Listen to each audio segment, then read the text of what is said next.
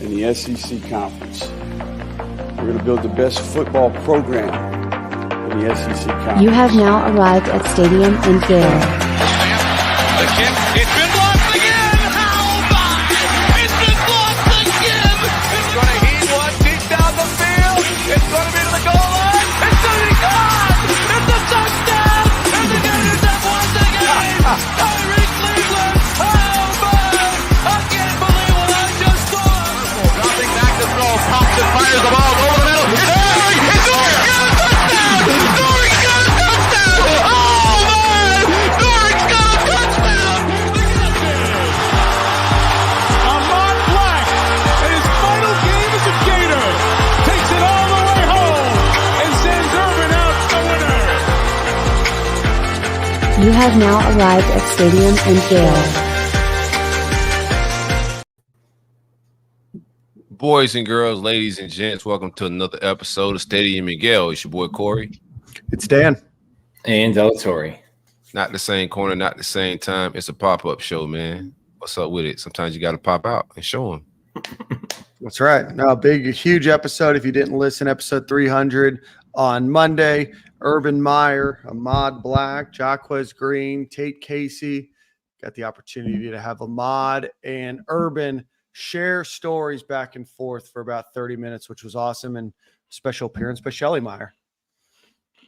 That was the highlight of it for me, man. Shelly Meyer with the boat talk. Yeah, bro.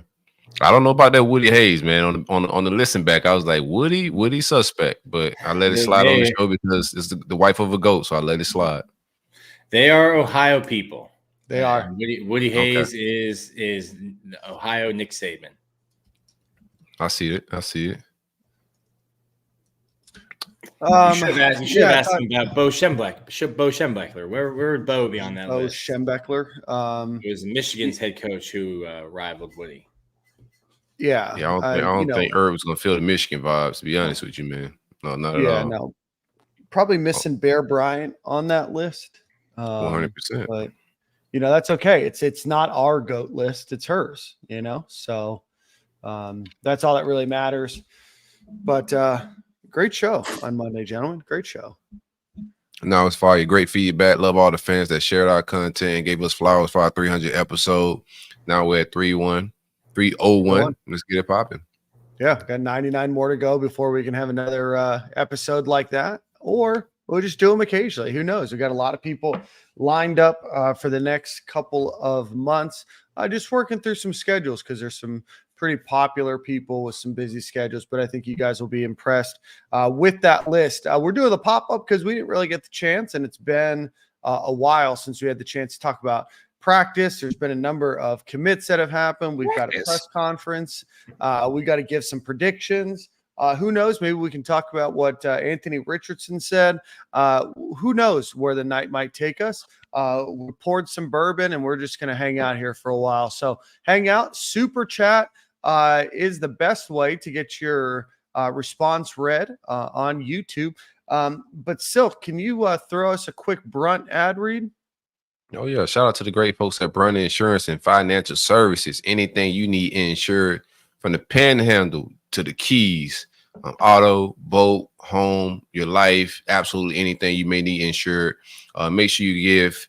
I do not have the phone number in front of me, man. I apologize. I was not prepared. It was a pop-up show. I didn't know we was doing ad reads, man. I apologize. Grab the number real quick, Nick. I appreciate it. It's online. 954-589-2204. 2204. That's right. I should have remembered that.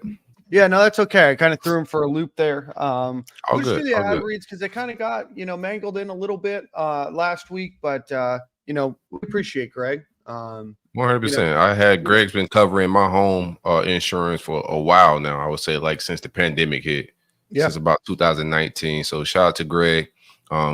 Give him a call or you shoot him an email or whatever it may be. Inquire. He'll give you a list of different options and the absolute lowest price he could come up with. I guarantee you it don't cost anything just to get a quote, but I guarantee you he'll beat whatever option you have, man. Give Greg a call at 954-589-2204. I should know that by heart. Yeah, they are also doing policies outside of the state of Florida as well. we don't have that list. I know it's in the Southeast. I know Georgia's on there. There's a few others. So yeah, there we go. It's hard to keep the same insurance. My parents are getting dropped left and right down in South Florida. It seems like insurance companies are just like, got your premiums for 2 years. Just cancel this or hike the rates up. So yeah, shout out to Greg. We got getting you right for like 6 years. Yeah, well, what happened is I had a pipe burst in my attic and our house flooded right before the pandemic. So they dropped us after we made a claim and got some bread out of it. They dropped us, so we had to find insurance. But Greg came through for us, man. Insurance is a scam. Oh man. Yeah, until you need it, then it's not a scam anymore. But then they drop you. Scam if you get it through Greg. Yeah, no, they're never hard to find when they need their payment. It's when something happens that you're covered for. Then there's the red tape you got to jump through. Already. All right, boys, let's get into spring practice. Nick, we're through 4 practices now, I believe. 7. We're through 7 practices. Why would I think 4? You're trying to take us back, bro. We're through 7 practices now. A lot of highlights have hit. We had a Billy news conference yesterday, but Nick, give us the update on what's going on in practice. They're finally in full pads and hitting each other. Yeah, in full pads. What's the NCAA rule? 2 days in helmets, 2 days in shells, just shoulder pads, helmets. I don't think you can do 2 practices in a row in full pads, or maybe 3.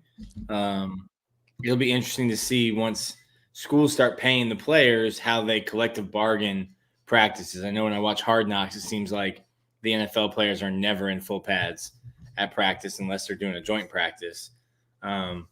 So that'd be interesting to see. But yeah, I mean, there's a lot going on out at practice.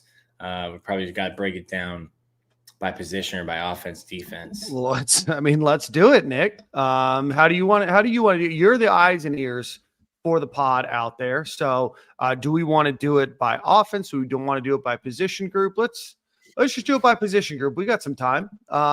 Quarterback. Yeah, I think there's no drama there. Graham Mertz can be your starter. I think he's getting better, looking better, more comfortable within the offense. The windows that we see, we're only seeing them throwing air. So it's not going to be, anything highlight great. How's he throwing? But at least we're not editing clips like Colorado is. You know what I mean? That was sensational. Sensational. That's like a conspiracy now, like a theory. We're trying to all figure it out. Like they're saying it's not edited. Yeah, no, I think it was just edited. Yeah, I think it looked pretty edited to me. I think the conspiracy would be that it wasn't edited, which is weird because if they wanted to prove that it wasn't edited, they have both camera angles. They could just release both videos instead of just, did you see the one that Arkansas did to troll them? Oh, fantastic. Yeah, that was hilarious. Like the 10-yard out route or so, and then they threw it like they did it like it was a Hail Mary. Fantastic. If you're not watching Twitter, that's the only place that this kind of drama exists. It's very, very funny. There was a punter who edited one of his clips. He punted it and then caught a touchdown. Fantastic. Yeah, so there's really no drama there. Yeah, you've got 2 guys. Graham going to be your starter. Unquestioned. And then you've got DJ, who I think keeps coming along. I'll be interested to see, obviously scrimmage this Saturday. First scrimmage is closed, but I'll be interested to call people who I know that are there and try to see how he did, what he looked like. Some of the spring stuff was clearly just, first time on campus, throwing some interceptions, stuff like that. Any early enrollee freshman quarterback would probably go through some growing pains. But I think you still have to get him ready to play. Billy Napier said that as much. I've asked him, I think 3 or 4 times, like, how do you plan on using DJ? Because if you don't use him in a meaningful way, you're wasting a year, completely wasting a year. He's not going to be at Florida for 4. Right. He'll either be as good as we think he's going to be and go to the NFL, or it's not working out. The fan base turns on him. You get fired. Somebody, he leaves because he's not, in my mind, DJ Lagway is a 3-year college player. No sense in redshirting him and turning him into a 2-year college player. You got to find a way to play him in meaningful reps. And kind of like the way that, I mean, Dan sabotaged Anthony Richardson, throwing him into the absolute Dan Lions. Mullen, Dan Mullen, no, not Dan Thompson. Yeah. Dan Mullen sacrificed Anthony Richardson to that Georgia defense. But I think we saw enough of Anthony in spurts during that year where you had some excitement. And I think you should try to do that for DJ this year, where you can build some excitement for him heading into next year. I just think he just brings a different element of game planning to everybody's arsenal, man. He's going to drive defensive coordinators crazy. Yeah. And you don't need a whole lot of packages. Just some goal line stuff, short distance, 3rd and 1, 4th and 1. Billy like to go for those 4th downs. Just bring him in, get that extra blocker and help the offensive line out a little bit. And we could use more RPO. I just want to see, and I want to get the feedback after the scrimmage, how much we're going deep in the scrimmages. I want to see if Graham gets out of the dinking and dunking actually, because we got some speed, man. We got guys that can stretch the field now. So I want to see what the feedback is as far as like scrimmages if he's throwing the ball deep. That's I think that's going to be on the offensive line. We'll skip running back and then head back to them. Offensive line, I've been all off season. The coaching staff says we're really good. It's the deepest we've ever been, most talented, and I'm over here like, I don't believe you. Gonna need to see it. I think Austin Barber, I've tried to ask him. He doesn't want to make excuses, but I think he was really banged up last year. And the Austin Barber we saw at left tackle last year was nowhere near up to his potential and what he can do. So I think we get a healthy Austin Barber and a better Austin Barber at left tackle. Left guard, you start Najee Harris. Center, you start Jake Slaughter. Right guard, they've got Damian George working first right now. Right tackle, they have Brandon Crenshaw-Dixon working first right now. I had a Mountain West coach question the take from Brandon Crenshaw-Dixon, someone who had coached against him. And then behind those guys, you've got Cameron Waits, who slid back into guard. Rod Kearney, I think the biggest update, I put it up on our site a couple of days ago. Rod Kearney's cross-training at guard, which to me is really important. Guard and center? Right guard. Yeah, guard makes more sense for him, though. Well, Rod was a 4-star guard in high school, and he gets here, and Najee Harris was a 4-star center, and then they get here and they moved them both. And I'm like, what are we doing? But you found Jake Slaughter, who has 2 years left. You just got Jason Zandamello, who's probably going to be your center of the future. Get Rod Kearney on the field. So him working at cross-training at right guard, I think, is really important. Push Damian George. If you can't start, then that's good. That means Damian George was able to earn his starting job. Sure. Cam Waits is another guy they slid. He's kind of moved back and forth, left, right tackle, right guard, left guard. I think they're working him more at right guard right now.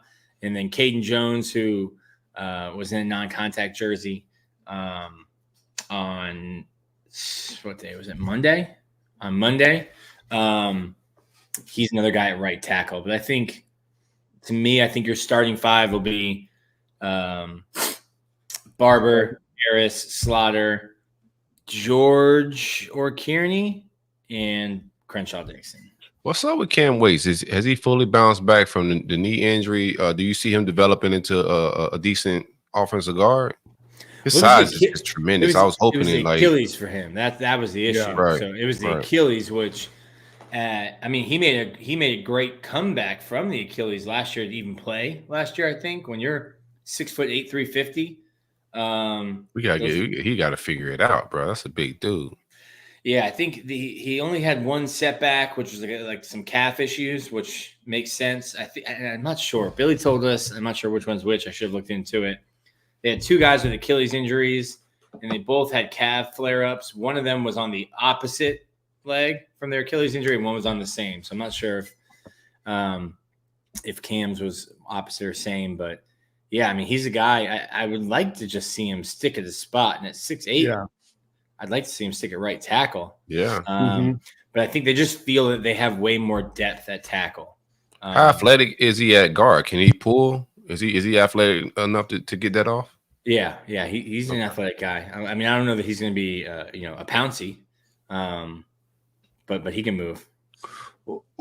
When you say they're more they have more depth at tackle. What do you mean? More people. Yeah, but bodies. I mean, because who's? I mean, yeah. I mean that could be theoretically what depth means, but I would imagine they mean deeper in terms of the number of people that can play. Who else besides Barber and Crenshaw Dixon is there? Well, they really like what's his name? Christian Williams, who's a redshirt sophomore. Yeah. And then they like the new guys that they got. Bryce Love is a redshirt freshman. He's played all 5 spots along the offensive line. Right now, Fletcher Westfall is dealing with mono. So I don't know what the timeline for. Yeah, mono. I didn't even know that still existed. Still around. It did, but shout out to him. So I don't know, especially in a physical. So I know when I got mono in like sophomore year of high school. Of course you did. I couldn't play baseball for a month. Heard some stories about Nick. Right, how dare you? Man, Share baseball players. Wasn't just a baseball player. He's playing the girls too. What's going on, man? Yeah. Okay. I see it, man. I see it. He's a married man with a kid on the way. That's not sharing those stories. Yeah. No, I mean, I know Terrence listen to the pod. I'm not, indicating anything. Just saying there's some rumors. There's some rumors. Yeah. Smoke. So I don't know when. Where there's smoke, there's always fire. Yeah.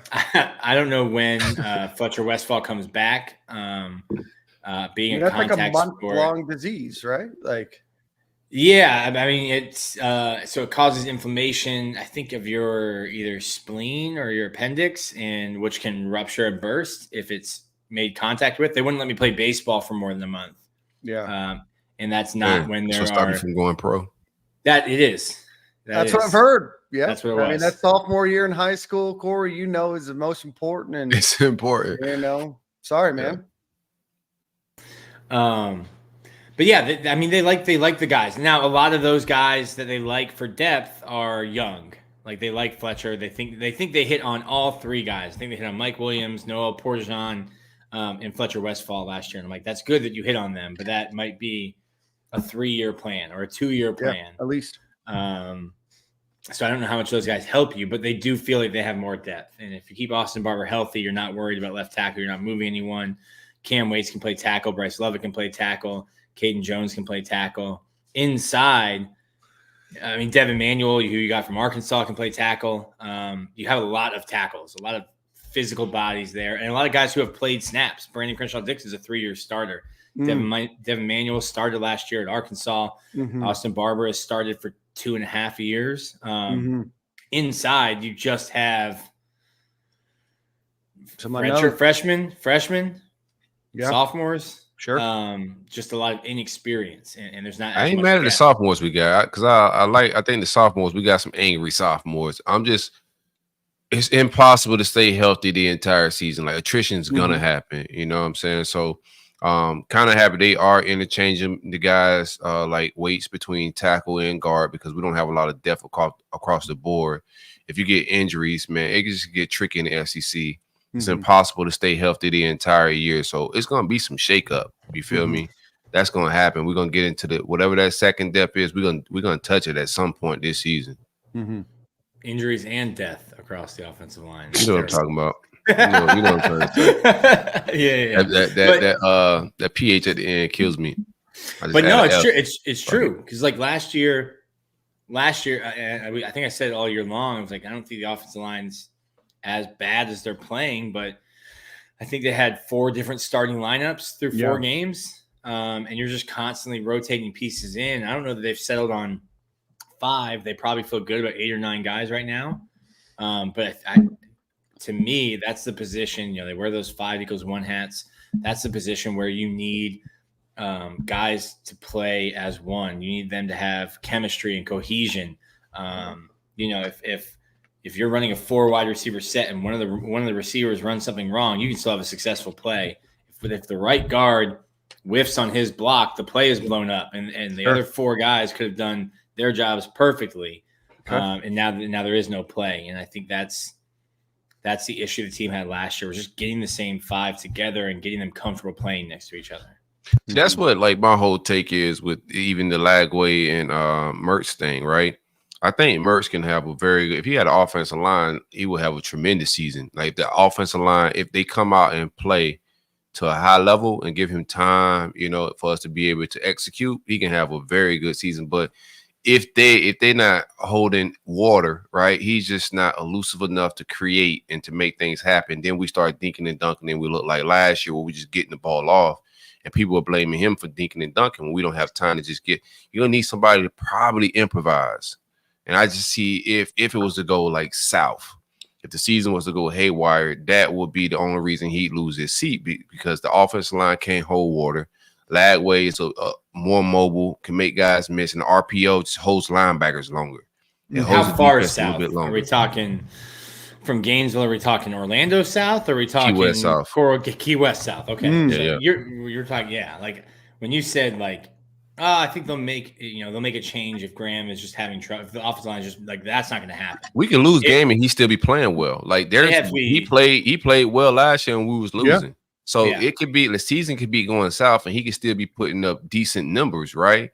But we're not winning games, and you just may need somebody that could just do something dynamic, get outside the pocket, and throw balls deep. RPO just changes pressure. And a lot of things with defensive coordinators, man. But this is just me talking like, so we're talking offensive line and our depth, however you said, man.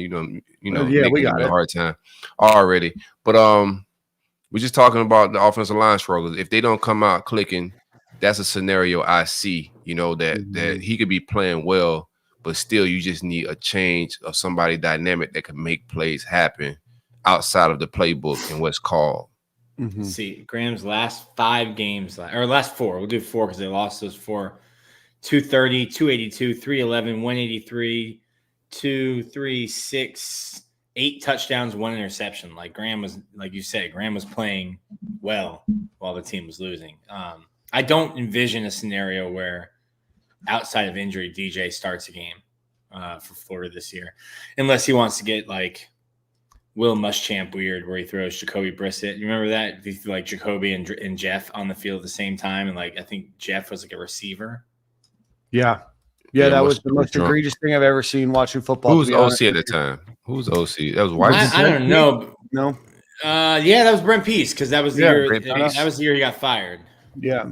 Hey, Brent Pease had the run plays down though, man. Mike Gillisley was going crazy. Like he had the run game, the double tight ends, that 12 personnel. He was murking the streets with that stuff. Man, I thought we were good to go. Brent Pease or was it Kurt Roper? Kurt Roper, no. It was Kurt Roper because Brent Pease got fired because we got him from Boise State. Oh, but it was Brent Pease that had the run though. Yeah. Brent Pease had Muschamp was here 5 years. 1 year was Charlie Weiss, 3 with Brent Pease, 1 with Roper, 4 years. He wasn't here 5. He was here 4. Yeah, because his third year was the year that they went 4-8 with all those. Nobody has made the 5. Pease, Roper. Yeah. And Roper was a Hail Mary because it was like you've now recruited for 4 straight years to run a pro-style offense. Everyone hates it. It stinks. Now you have to go hire a spread offensive coordinator. Yeah, they got him from Duke. They have Florida athletes, though. It just wasn't. Go ahead, Dan. That's like hit my point. Yeah. No, I think Kurt Roper. I don't know. I wouldn't blame Kurt Roper, right? I mean, they went to Duke. They got what's his name's? He was a protege of the Duke guy that went to. Gosh, I'm forgetting his name. I'm sure the chat will tell me. I think Kurt Roper's could have been fine earlier, but I think it was a little too late, right? And who knows, right? Like Kurt Roper obviously didn't go on to be an offense coordinator somewhere else. I think he bounced around the NFL. I think he went to the Browns or somewhere else after. He's the running backs coach at NC State right now. But sounds about right. Yeah, I mean, long story short, I think at that point it was, a foregone conclusion that something drastic had to happen, and they just didn't recruit well on the offensive side of the ball. They spent how many? That team had like 5 or 8 4-star safeties. It was fantastic. The defenses were fantastic. It'd be a 20-person signing class with 15 on defense. Yeah, remember when I beefed with Gator You can't Bill? score, you can't win. That's That's what I was philosophy. beefing You about can't with score, Gator you can't Bill win. back in the day. You know what I mean? It's like you can have a really highly ranked recruiting class, but if you fill it with all these other people and you have these massive gaps, like it doesn't really matter what your class is ranked if you're missing all these other pieces. Yeah, I mean, obviously it didn't work out. Shout out to Kurt Roper and Brent. Yeah, but like Kurt Roper comes in and they're like, hey, make lasagna. And for the last 3 years, you've been shopping at an Asian market. And he like looks at these ingredients and is like, what? He still can't make lasagna because he's a running back coach now. Well, he's making that bread. Brent Peace. Do you guys want to take a guess what Brent Peace is doing now? Home Depot? Logistics. No. Come on. Logistics. No, he is still a football coach. He is the offensive coordinator at the University of Montana. Good for him. Big Sky. Remember he was in Alaska. Missed Friday Night Lights. Was in Alaska on like a fishing hunting trip. As somebody that's been to Alaska and gone fishing in Alaska, don't blame him. Been to Friday Night Lights and fishing in Alaska. Harrison will tell you, right? I mean, Harrison probably does this on the weekend, right? Like that's an elite trip to take. No. You're crazy. Harrison's going to somewhere bougier than Alaska, bro. Yeah, Travis just say he's fly fishing, man. Shout out to the fly fishing. I've been doing some fishing. Fly fishing is just not on my radar. It looks crazy to me. Fly fishing is nuts. It looks like too much Harrison strikes me as somebody who goes to like one of those private ranches where you hunt rhinoceros and you get exotic animals. I can see that. That's kind of hunting I think Harrison's doing. Yeah. All right, we have strayed off. But I think barely. I think the offensive line, Florida's very confident. I just need to see it. They allowed so many hurries, pressures, penalties last year. I need to see it. I'll be the doubting Thomas from the Bible. Like I need to see it before I Where's Gale at? Blindly believe that. Okay, yeah, you're saying the offensive line's better. Cool, sounds good. We'll go with that.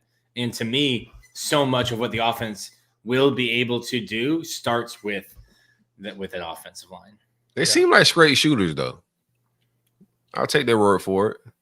I still want to see it, but if they say it's improving, I'm gonna be optimistic. You negative Nick, so you're gonna play your role, but I'll be optimistic and roll with it, man. Like, why not? Let's see. It's lying season, right? We got 3 more weeks where we can lie about whatever the heck we want to.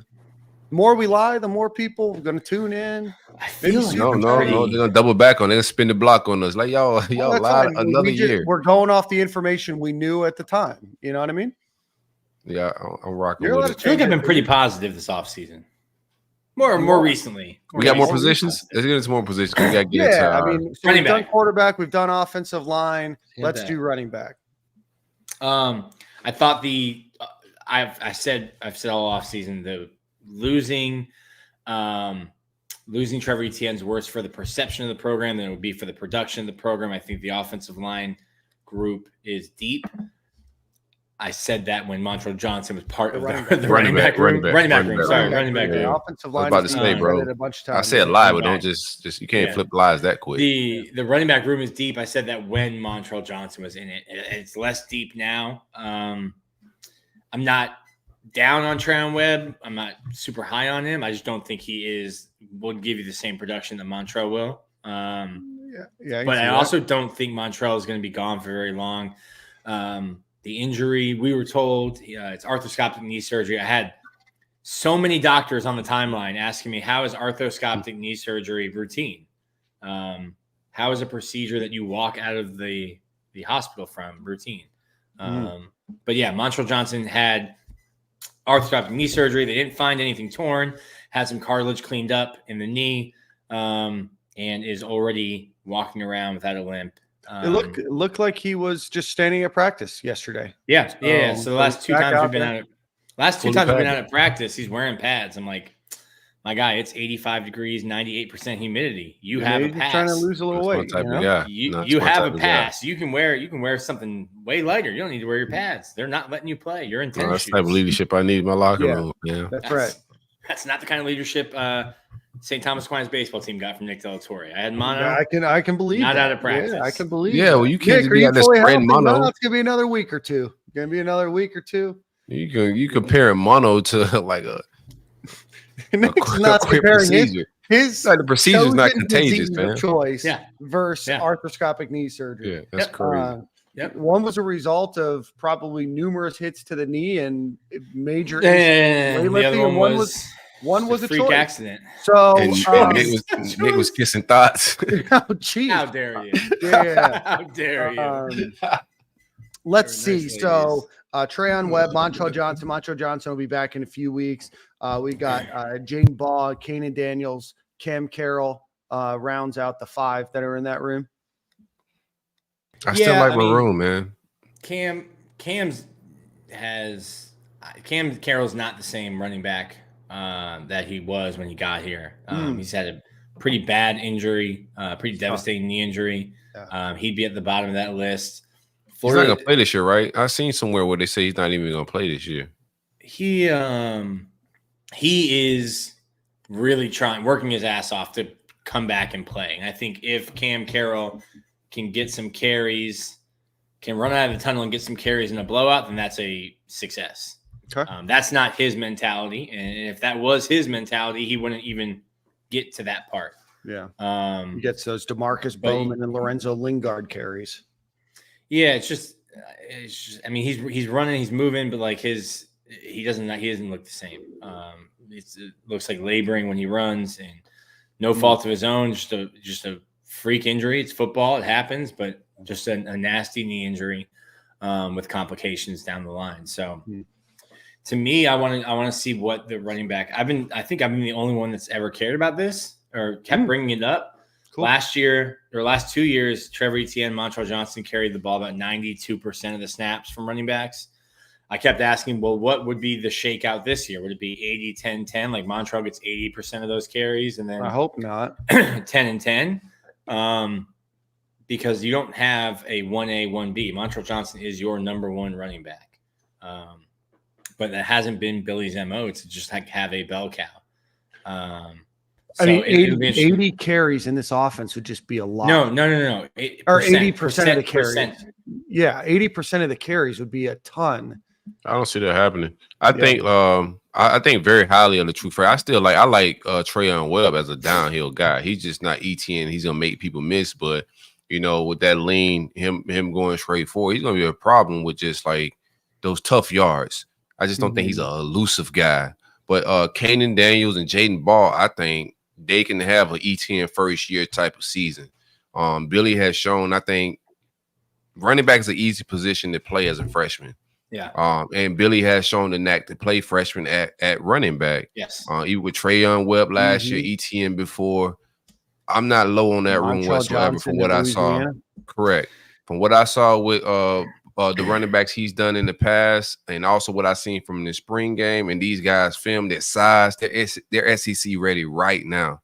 I'm not down on the running back room. I want Montrell healthy because he's pass block better than all those guys. Leadership and just what he's put on paper so far. But that room, it has talent. I think Webb is going to be have a real good season. He's just not going to be ETN. He's just going to be a downhill, old school Bama type running back. But Jaden Ball and Kanan Daniels are special backs in my eyes, and I think we'll find that running back. It's just different when they got a pass pro. That's when it gets a little tricky when you want to be able to throw passes deep. Can these guys, learn the offense and know their pickups and whatnot on blitzes, etc. You feel me? That's when it gets a little tricky.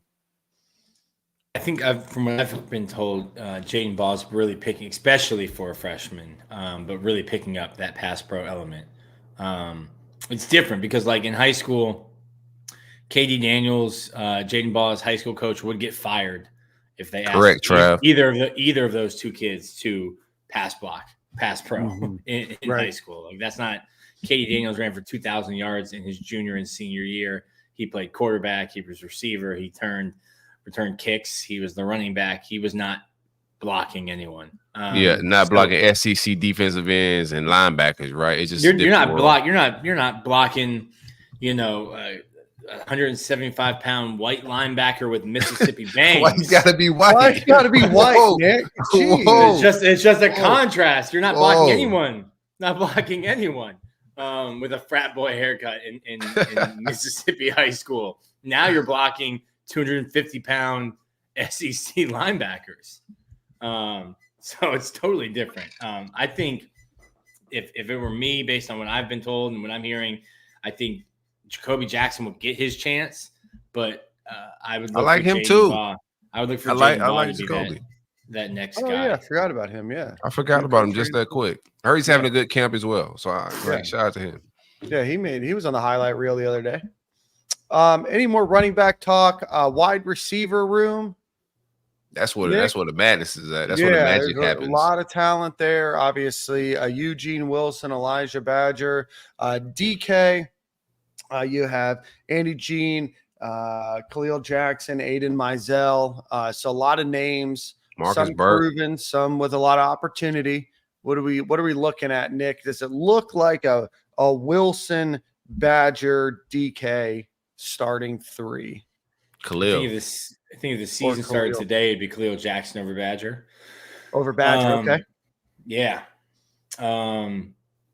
I think I might be 0 for 2 on my initial takes on Wisconsin guys, because I was like, outside of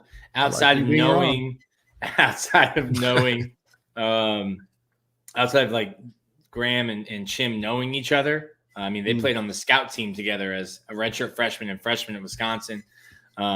Graham has completed more passes to DK in his college career than probably anybody on Florida's roster combined. To DK or just in general, the number of passes they've connected on? Because I don't think anybody else is. To DK, I mean. Yeah. We're just asking clarification questions, Nick. I think it was pretty clear. And he's a guy who I thought, this is like a possession receiver, like move the sticks. You throw to him like 3-4 times a game. He's gotten into Florida and into this weight strength conditioning program and has PR'd his speed 5 different times. Since that's tough, Dan. What else is new? That just came out of left field. He just threw you a stray, bro, for no reason. Nah, bro, it's not out of left field. We got that one. We got this one. We've got oh my God, they're just firing shots at you, fam. That's crazy. I'm just here listening, trying to produce content about the Florida Gators, and you know what I mean? Wow.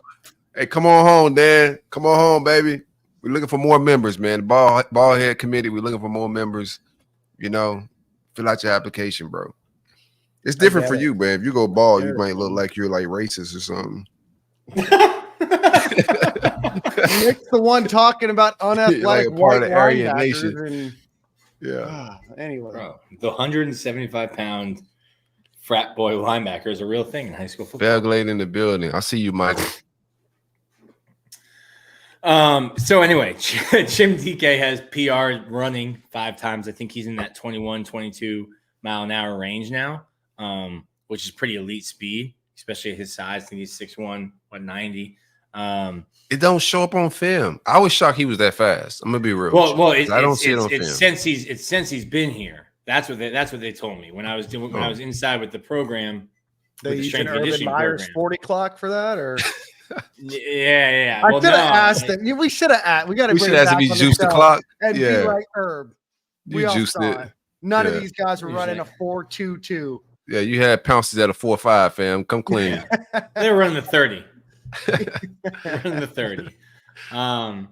So he's PR'd 5 times since he's been here. I think he looks better. Obviously, he was able to hit the ground running just because like Graham was able to like shoot Wisconsin terminology to him in the spring. Like when he's on the practice field and he's got this new playbook, and now you're on the field doing installs, and Graham can just like in the huddle tell him, hey, here's this play call, and they knew it. This would be our cheese curd play, right? There you go. Yes. Yeah. It was cheese curds.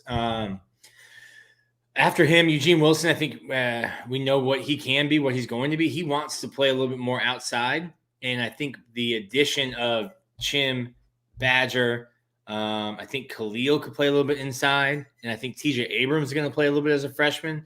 There's other guys that they can slide into the slot to kind of move Eugene around. I think we got so much explosiveness. It's crazy. I'm going to be real with you, man. Like, it's so much.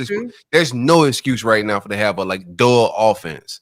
Just straight up, bro. Like, we got guys that can go on the outside, bro. That's not the offense he's going to run.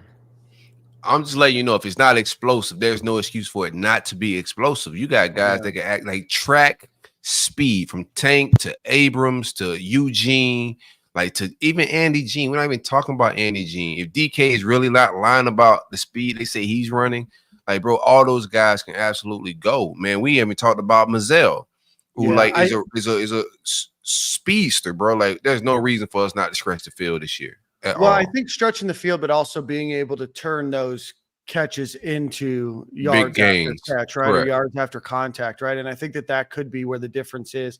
Obviously, losing a first-round pick in Ricky Pearsall, you're never going to say, the room is going to be better, right? But I do think that there is more depth. I think that there is potentially some great talent there.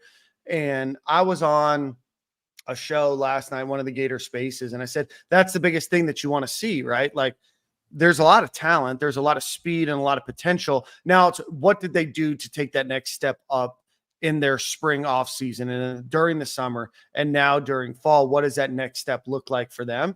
And I mean, there's so many unknowns right now, but like, it's hard not to get excited about what there is potential wise out of that room beyond just Ricky Pearsall and then Eugene. We just had two guys last year. Right, yeah, but we didn't know going into last year what Eugene Wilson would be this year, right? Like, I think if we were to rank a little bit. I think we all thought he was a very talented player, right? I don't know if we knew that he'd be a freshman all SEC, right? Because we were comparing him to Andy Jean, Aiden Mizell. We had the debate on this program. Who would get more yards? Who would have a bigger impact their freshman year, right? So, but now there's some more proven talent. I'd like to see Khalil Jackson get a few more catches, and then he's got some incredible gymnastic style catches, but we need a few more, and we need some yards after contact after that. Yeah, Khalil Hands is just crazy. He had a clip this week in practice that they put on social media that was crazy. He don't drop nothing, but just from what we had last year and what we had a lot of possession. I thought even with losing Caleb Douglas, he was good, but he wasn't explosive as the guys we got now. We got guys that are 10-3, 10-5, 100-meter guys that can absolutely stretch the field, that can catch even if we're dinking and dunking, they should be able to get explosive. The team, the whole position group has just gotten way more explosive. The whole depth chart is full of guys that could take it the length of the field if somebody missed a tackle. So when you load a locker room up with that type of talent, if it don't show itself on the field, it's coaching. Like the offensive line, even if the people saying the offensive line's got to block, okay, all that's cool. We're in year 3. There's just no excuse from the skilled positions, even with the running back. It's an explosive position. All this Bordenham, man. I'm playing NCAA 25. Bro, all this that's my favorite weapon on there, bro. All this is going crazy on there. Big target. But it's just no reason for the offense not to be explosive, bro. Yeah. We didn't even mention Tank Hawkins either, right? Maybe the fastest guy on the team, right? Or in the wide receiver room, right? Absolutely. Obviously, it's tough for a freshman to get out there, but the further away from the ball you play, the higher the likelihood is. So there's definitely some speed there. There's definitely some potential there. Now it's just a matter of putting it all together. And what does that offense look like? And what are they able to turn into additional yards after, right? I feel more confident this year coming up than I did last year at this point. 100%. 100%. So now Eugene Wilson about to be a household name for sure. We know Eugene Wilson, but he about to put the whole world on notice this fall, starting with Miami. I think Jit about to go absolutely crazy. Yeah. Army Snipers giving a few. He's super chats here, criticized my hair, but also he said it can't be explosive if the O-line can't block. Yeah, we try to talk about the O-line can't block. You got to fire offensive line coaches that can't recruit the position at a very well standard, and also they're not coaching it at a good standard. So if the O-line can't block in year 3, it just falls back to just, the two guys we kept saying, right? Yeah. I mean, one of the guys just interchanged now, but we're like, you got 2 of them. We got to recruit better and we got to develop better. Yeah, you got the offensive coordinator who doesn't coordinate the offense, but collects that 2 comma salary because he gets the coordinator tag. Yeah. A couple other super chats. What's in my cup? This is Calumet bourbon, if you're wondering. Then we'll get to your other question, Army Sniper here. Glenn Viet. Glenn Levitt. in the Game I Time said it wrong? Sidekicks Cup. Hey, why don't we give a quick shout out to Game Time I've been saying it wrong Sidekicks? this whole time. GameTimeSidekick.com. Best cups that you're going to find on the market. Go check them out. Use promo code Stadium15 at checkout. Get you 15% off of your order. Best products from a cup perspective, from a price value that you can get. That's a great cup, Nick. I didn't get that one. They've got this one in baseball too. It's a baseball, but it's got the seams on it. And I got the golf one too for the national championship. I don't see it on the store anymore, but reach out. What the hell going on, Game Time Sidekicks? Well, because you got all the Florida State and Miami ones too, you know. I don't want that shit. Well, you got it. I'll send it back. Yeah, I had my brother in a month send that shit to my house, and I'll send it back for some exchanges. I didn't ask for Florida State and Miami. He's like, oh yeah, he does Flow Factory. Let me get him some Florida State and Miami. Bro, I almost threw that shit away. Nick, you there? Or did you disappear? Sorry for the curse words. Yeah. We've heard very little about Tank. Is he not showing out in practice? I think it's probably he's a freshman, right? That's the issue, right? You got some depth there, and he's a freshman. I think TJ Abrams is just a little bit farther ahead. He's just a freshman. And like it always bothers me a little bit. We're always asked about the freshmen, but it's like, but you were just asking about the sophomores last year, and you also want the juniors to play, and you want the seniors. So there's 15 guys in the room, and you're getting asked about the freshmen. It's like, well, so the other guys you don't care about, like you have to play the freshman. Like he could be. I think we're going to see him though. I think we'll see Tank on. I think we'll see him at some point, either special teams. He's too explosive to keep off the field, but Abrams came in a more polished overall receiver. Like a receiver is just Tank is the fastest guy, but you still got to hone those skills, be able to run routes, get in and out of breaks, and learn the offense. Abrams is more of a natural receiver than Tank is. So just give it time. But I think Tank is a guy where you just got to get the ball in his hands and let him do what he do, man. 100%. Even if it's punt return, kick return, whatever it may be, put him on special teams as a gunner. Because he's super fast, but just get him involved in some fashion. Yeah, and it wasn't directed at you. Who was that? Scroll back up. Unique Productions. I've gotten that. Just keep. It seems like whenever I talk about somebody, like on our message board or on Twitter, it's just I get a question about somebody else. I think Tanks. What they did is they got speed in space through the two guys they got this year. Eugene Wilson, that makes it 3. Aiden Mizell, Andy Jean, all. They've added a ton of speed at that position. I just don't think Tank is starting over or playing over Andy Jean, Aiden Mizell, Chim Dike, Khalil Jackson, Eugene Wilson. He's 7, 8, 9, 10 on the depth chart. Yeah. But yeah, like you said, so get him on special teams. Yeah. Yeah. Yeah, no, and if it's college football 25 has taught me anything. I bought a PlayStation last week. Okay. My first system that I've had in years. I know you trash. Brooke wanted to play Crash Bandicoot, which I guess you can play. Bandicoot. If you're wondering if CFB 25 is anything like reality, not only will the Gators win a few national championships over the next few years, Tank Hawkins is going to be one of the best receivers in college football. Yeah. Are you playing on Ricky? No, I'm playing on between varsity and All-American. If you're wondering if Dan Thompson, the running back that went to University of Florida, won the Heisman Trophy, I did not, but I did win the equivalent of the Doak Walker Award as first team All-American my senior year. Stuck around, got good enough grades that I graduated early. Pretty proud of the work that we did in the weight room, in the classroom, just an all-around good lunch pail type of guy that really just accomplished a lot. So now I'm a quarterback at Iowa. That sounds about right. You lived in Iowa too, so I did live in Iowa for a couple years. I changed the playbook to the UNLV playbook. Buddy, these Big 12 teams have no idea, and Big 10 teams have no idea what's coming their way. I was playing my son in the game, right, and he gets Florida every time. Right, I gotta let him get Florida. We can't play Florida on Florida, so I went in there. He had it set up. He gave me Georgia. I could have beat him at the end. I had Georgia. I let him win just because I couldn't see Georgia win.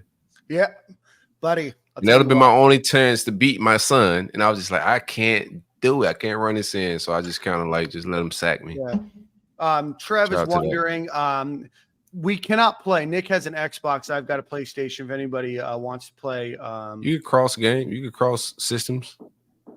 Yeah. Yeah. I'm pretty sure you can cross systems. I don't know. Welcome to 2024, but let me know if I'm wrong, chat. But I think you can cross systems now. Yeah. Let us know, chat. I've always wanted to say that. Chat, how we feel? Chat, let me know. Oh chat. Man, where are we at? We're at tight. Are we done with wide receiver? Yeah, we go with wide receiver. Best room on the team, talent top to bottom. I think that's the absolute best room, in my opinion. Yeah, I like that. And that's how Billy Napier made his name and his career at receiver. So it's fitting. Yeah, that's how he climbed the ladder for sure. Those were the positions that he coached for sure. Tight end, Nick. What do we got? You can cross play. Shout out to Travis. End, just the overall position, tight end. So that's a cheat check. Yeah. It's the same guys. You got Hayden Hansen, Arliss Boardingham, Tony Livingston. I think Amir Jackson might be. I think Amir Jackson might be a redshirt candidate just because he got in late. I'd like to hear that. He's. They don't throw the ball to the tight end. And he's not. He's a different type of tight end though. And he's not blocking. He's not blocking at all. Okay. And then you got Keon Zipper, who is just not the same player he was before his knee injury, which has kept him out for years. Yeah, Zip ran that. What do they call it? The shoot. Zip ran that joint, man. Zip looked crazy running that, man. Yeah. I was sad for him, bro. Like, I don't know if he's still knocking off Russ, but he just doesn't look like the same guy. I mean, you still need that type of guy in your locker room from leadership. He's been around for a little while, but to watch him run, like it was rough. Yeah, man. he's just not the same player. Amir Jackson is a freak. But I watch Florida's with the practice, the individual drills we watch. The tight ends spend more time blocking with other tight ends and then go over and block with the offensive line. That's just what this offense is going to ask of the tight ends. I get you, Corey. So is our tight end coach like a third offensive line coach? He's your third offensive coordinator because you've got the head coach, offensive coordinator, the offensive line offensive coordinator, and the tight end coach, offensive coordinator. You got some wild titles. Now, we better be able to block the hell out of some teams, Nick. I'm telling you what, man. I need 4 tight ends on the field at this point. What would you even call that personnel? Jumbo. 17. Just make up a random number, man. Heavy. All caps heavy. Yeah, tight end. It's pretty much Hayden, Arliss, or bust, right? Yeah. I mean, those are the 2 guys that are going to play. Yeah. All right. I don't think he get redshirted just because we're not deep at the position. With Odom, I think Odom retired or something, right? He's taken this year off. He transferred in. Well, he transferred. He's not even at Florida. Yeah. Right. So he's not here anymore. So the depth chart is Hayden, Arliss, and then brother, you've got 6 scholarship tight ends. There's plenty of bodies. No, I'm talking about capable bodies though. Capable guys. Yeah. Well, like Zipper is not a capable guy right now, in my opinion. You can't throw him out there to block anybody. I think Amir, Jackson's gonna be a better blocker than I think Zipper are right now. That's why I don't think you can redshirt him just from like a depth. Like you're just gonna need him at some point. At some point, I think you're gonna need that guy. It's not you're not walking up to him week 1 and say, "Hey, you're redshirting," and you don't have to make that decision. It's just I don't think he will get in to more than 4 regular season games, and then you can play the bowl game as well. I just don't think he's at the point. I forgot about Livingston. Like okay, I'll take that back. And then my dog Caleb Rios, who's a walk-on from Air Force. Listen, I hate going back for a guy who he graduated Air Force in 3 years, which is wild. He's getting a master's. I didn't know you could do that. Smart as hell. He's getting a master's, I think, in mechanical engineering at Florida. Nice. Paying his own way. Nice to do that. Shit, you about to get a real ass job. Obviously, well, he wants to play in the NFL, and I think that's part of the reason why he came here. So does Jamarcus Weston. Stop it. So does Corey. Guys, if they just letting us apply, I'm gonna fill out the application for sure. What William Napier said in his interview yesterday. I don't know why he even said that. Like, why are we speaking about tight end? Like, Jamarcus Weston, like, well, Jamarcus Weston's tight end or defensive end. he's now, every end. Yeah, He's played every position on the field at this point. We might as well put him at guard. Just try it out. His mom benches 350. And we got a lot of random information about Jamarcus Weston. I thought shouldn't have been brought, like volunteered to the audience, man. It just brings up just unexpected criticism. But it's a distraction. a guy that I lied about. He's from the Muck, Clueston guy. Jamarcus Weston is just a physical freak. Like, he can run fast. He's big. He's strong, but it don't translate to the field. So I'm pretty sure when he called the NFL, nobody answered the phone. Oh man, kind of like Dan Mullen. Exactly like Dan Mullen. Please. You want the NFL, but the NFL don't want you right now, baby.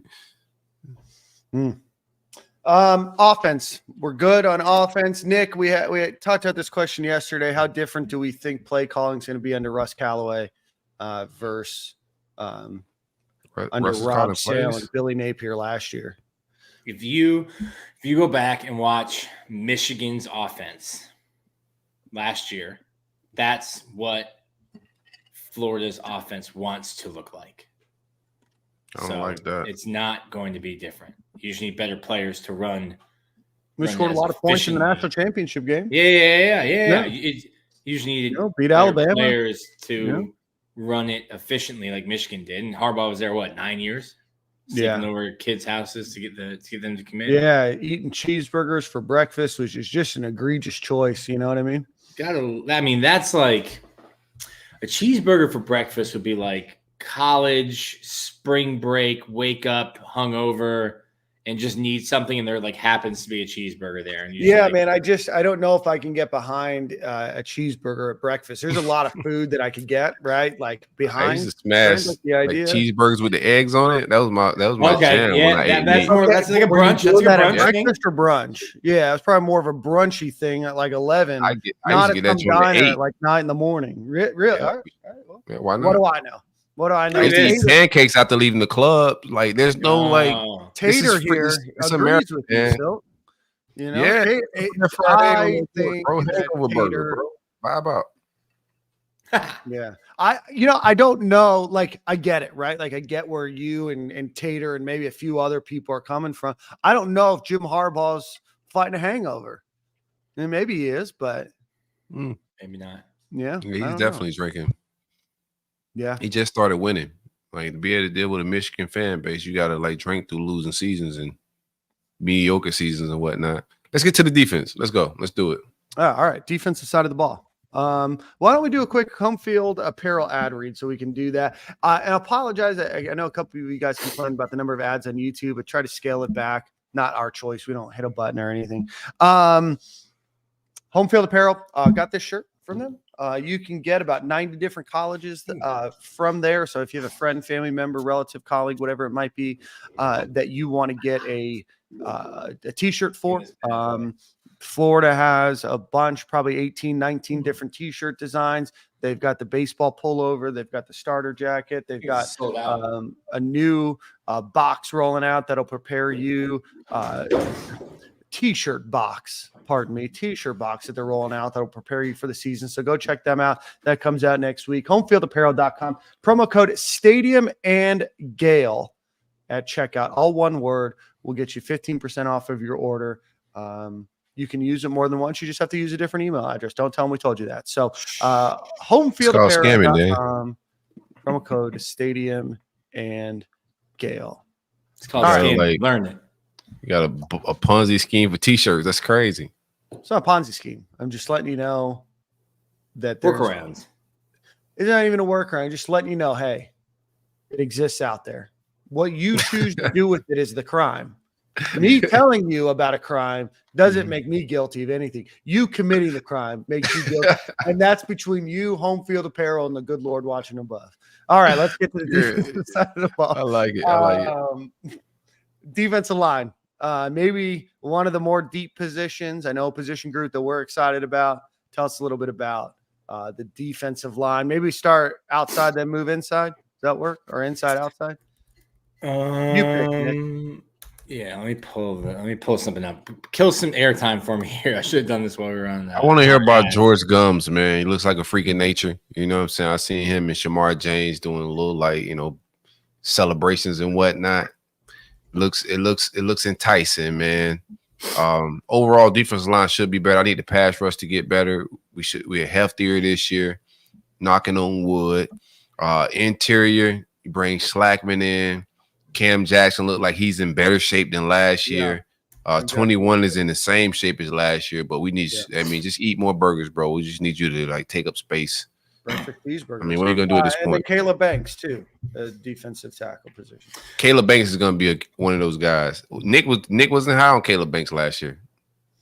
Who else was he not high on that's exceeded his expectations? You know what I mean? Everybody. This is what I'm saying. If Nick's not high on him, I was really high on Eugene Wilson. Throw the farm.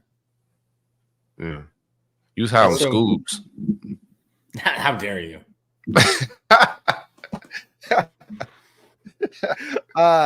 Nick, have you had enough time to prepare for the defensive line discussion? Yeah. Okay. Yeah. So you want to start outside? I don't know. You can start wherever you want. Dealer's choice. We'll start outside. Work outside in. At their F position, which is more like the buck.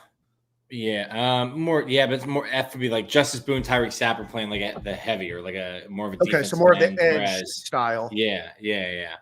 Where then you have your outside linebacker, which would be like your Jack, your Buck, whatever 4-letter word you're using as an abbreviation. Oh, there's a couple 4-letter words I've used about this group. Nick. Don't you worry. My parents are listening. All 4-letter words what I used last year, bro. Every time we couldn't get a sack and the quarterback had a whole hour to throw the ball. But at that F position, there's like 4. So you've got Justice Boone, Tyreek Sapp. One of the two of them is going to start. Behind them, Cameron James, LJ McCray. It was cool kind of talking to Tyreek Sapp. He almost had it sounded like he had a realization he has played so many different positions. He's heading into his 4th year now. 4th, yeah. Redshirt junior. He's gotten as much out of his body as he can get it. They've had him play. I think he had a couple of snaps at nose tackle last year at 6'4", That's nasty. 45, 250. But he's as big as he's going to get. And when he looks at Cameron James, who can scratch his calf without bending down, LJ McCray's 6'6", 250, 255. He's just a physical 19-year-old freak. Sapp was kind of talking to us I would love to have those guys' size. He's I just have to kind of lead them and kind of. It seemed like he knew he was taking me into a mentorship leader role for those younger guys. But you're really 4 deep at that F spot. And then at outside linebacker, I think it's TJ Searcy and then George Gums. Searcy obviously is going to be your starter. Gums is interesting because he's started, I think you said, Silk, at wide receiver. I don't know if it was a receiver or tight end, but he was an offensive guy. Then they flipped him. He looks unreal. A creative player for sure. Yeah, he looks unreal. Whenever football's over, he can be a personal trainer. Not with that UF degree, man. You need to go do something, get that bread with that degree. You can't be at LA Fitness. Maybe at Equinox. Ooh. I'm probably making. Yeah, Equinox not bad. Possibility. Making 100 an house hour. of athlete. I mean, if I go to UF, I don't want to be working at the gym when I leave there, bro. I kind of want to probably, go in the office somewhere. Yeah, so those guys are good. I think Cameron James is a guy maybe I didn't think of last year as he was redshirting, but someone who's getting some more run, playing well this spring. So that's a deep group outside. And I think you're going to need some help from the interior rushers, but Florida was 12th last year in sacks, and I think 11th or 12th in tackles for loss. You're just not getting to the quarterback, not pressuring the quarterback. It makes the rest of the defense look bad when the quarterback gets 8 seconds to throw. Mm-hmm. So they've got to find. And I know no one likes Princely, but you're replacing a guy who led the team in tackles for loss and sacks in each of the last 2 years. I think they have enough guys that can make up for that. Maybe guys that'll finish. Talk to me about Powell, frequency. Man. About who? Powell. Powell has not been on the roster for one full season. What am I? Wrong defensive end. My guy that got hurt. Boom, boom, Yeah. boom. Oh, Yeah. The Glenn Viette is winning right now. How do you say it again? Glenn Glenn Levitt. Levitt. Glenn Levitt Levitt. is winning right now. The Glenn Viette. I tried to make it sound fancier than what it's really called, to be honest with you, man. No, I it's tried fine. too hard. Well, the price is fancy enough. Yeah, I think Justice Boone's good. We don't really get to see him go against offensive line. I was really high on him and what he was going to do last year before the knee injury. He doesn't look – he's not even wearing a brace or anything. Does not look like the knee's holding him back. Jack Pyburn's another guy that can be thrown into that room. Jack, to me, it's incredible. He was back on the field, full participation, 275 days after ACL. Kind of crazy that Jack and like Justice are on the same timeline when Jack's injury came. Yeah, but 2.5 months later. But you don't know. You don't know. Yeah. Different bodies react. Yeah, you're right. But yeah, I think Justice Brune's gonna be your starter there. And I'm interested to hear what he actually. Maybe you don't even want him to scrimmage on Saturday. I mean, that's the thing as well. But I mean, he got hurt. He got hurt in the scrimmage, I think, last year. Yeah. Him and Cam. It's been a while since I've just heard like over the years, man. Like Fowler had camps where he was unblockable, and you heard about it. You know what I'm saying? Like even the guys. Yeah, you're just not hearing. Coming out of camp. Yeah, not coming out of camp. And when I'm not hearing like the pass rush, like somebody's unblockable, and I know our offensive line is not like elite. Maybe they are. I'm gonna lean towards it not being elite right now, Dan. Yeah. No, those are the lies. Those are the lies we told last year because we Right. said, and I'm saying the same thing this year about the defensive line that I said last year. There's not a All SEC first team All SEC player on this defensive line in my mind. There's not an All American, but you're 2, 3, 4 deep at some positions. There's no situation where Billy Napier's first year, you're asking a 6'6", 315, 20-pound Gervon Dexter to play 68 snaps. If I'm the defensive line coach, I'm asking Gerald Chapman, I'm saying, you're going to play 20 snaps on Saturday. Yeah. I need you to go 100% 20 times because that's all you're getting. You're only getting you're rotating guys. Maybe that's a better situation, right? Yes, like, no, that's kind of what I'm getting at. The one the one All-Star, one All-American, whatever it might be. If you can get the consistency of what it would look like if you had 2, 3, 4 guys be able to play some consistent snaps everywhere. If there is an injury, you have a guy that can step up without missing a lot of production, not have this huge fall off, but maybe as a collective group, they perform amongst as one of the better defensive lines without being, without having that one superstar. I just like those guys, like the Fowlers, they draw double teams. They just cause havoc on your offense and just frees up other guys, right? If everybody can be blocked one-on-one, then you got a real problem. You feel me? If you're not having guys that draw double teams, you're gonna have a problem. That's gonna go all the way back to the defensive coordinator being able to draw up sexy stuff to be able to get home to the quarterback. Mm-hmm. Like what bothered me so much last year is we weren't getting home with just a natural rush, and then when we dialed shit up, that wasn't getting home either. Like everybody was just blockable, and I don't want like that. That makes me pull. That's gonna make your secondary trash. Like you're not gonna be able to stop the run. You're gonna have the same problems you had last year. Interior wise, I feel good, but on the edge with Buck, defensive end, LJ McCray is gonna grow into a guy that's unblockable. Like no mistake about it. He's just a true freshman, so you can't count on him this year. Right. But that's on the horizon. I think his sophomore year, he's gonna be one of those guys that a household name, unblockable type guy. But you can't expect that this year 1. Yeah. I think TJ Searcy, I would hope, can turn into that. He's the one. He really, really impressed me last year when he got there in the spring. He was just he was a one-down defensive lineman. It was like, hey, if it's 3rd and 10 or longer, we can put him on the field. And he spent that entire spring learning how to set the edge and getting bigger and getting stronger. And I think he's a guy you put on the field for 3 downs now. So he's a guy who I think could break out. He would be my your breakout player there. My bet for most tackles for loss, most sacks this year would be on Searcy. I like that. Okay. Like that. I got Searcy high. Zach Carter spoke high of TJ Searcy as well. Said he think he's a future first-round draft pick. that type of talk. Him and Gervon think that he's a first round type of guy in the future. So we'll see. Let's get to linebacker. Obviously, Pup Howard and Shamar James are probably penciled in as your starters. You have Aaron Childs. You have Myles Graham coming in. Am I missing somebody there? No, I think that's it. Myles Graham, Aaron Childs. They had the one that Shamar. RJ Moten, Myles Graham. I wasn't talking about RJ Moten. And then Derek Wingo. Moten still on the team? Dude, Moten slid down from safety to linebacker. Yeah. So what does that room look like, Nick? What do you want me to do here, Corey? You know what I mean? Just telling you who's on the team and where they're playing. The actual factual. You know what I mean? I do not want to laugh. But.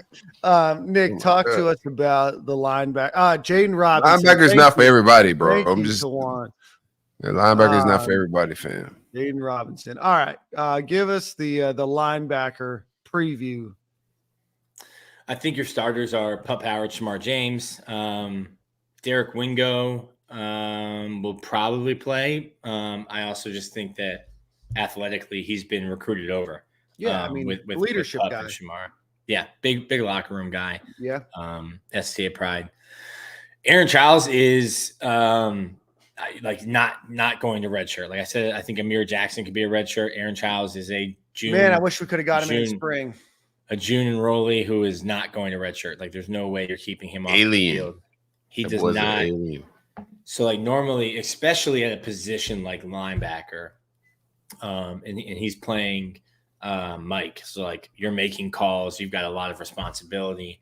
If you're playing safety, quarterback, if you're a freshman, whether it's the spring or summer, you are like in your coach's pocket trying to learn and catch up and get up to speed and learn the terminology and how to communicate that and then what the responsibilities of everyone are.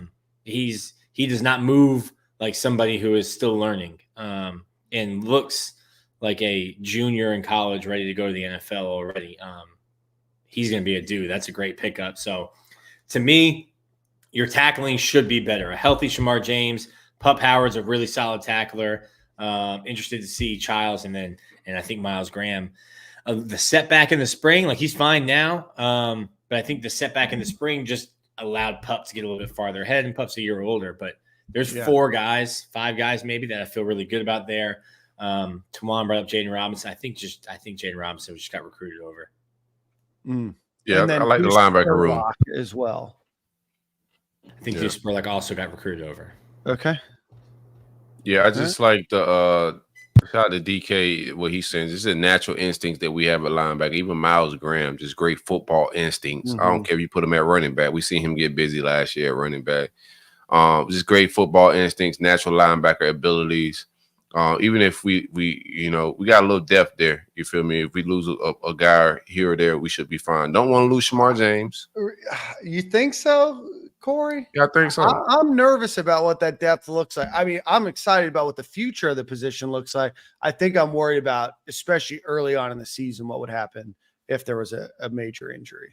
We got guys I think that like can stop the run. They're young. And you never really ideally you don't want to count on freshman linebackers, right? Right. Or freshmen at any position. You don't really want to count on them in your too deep, ideally.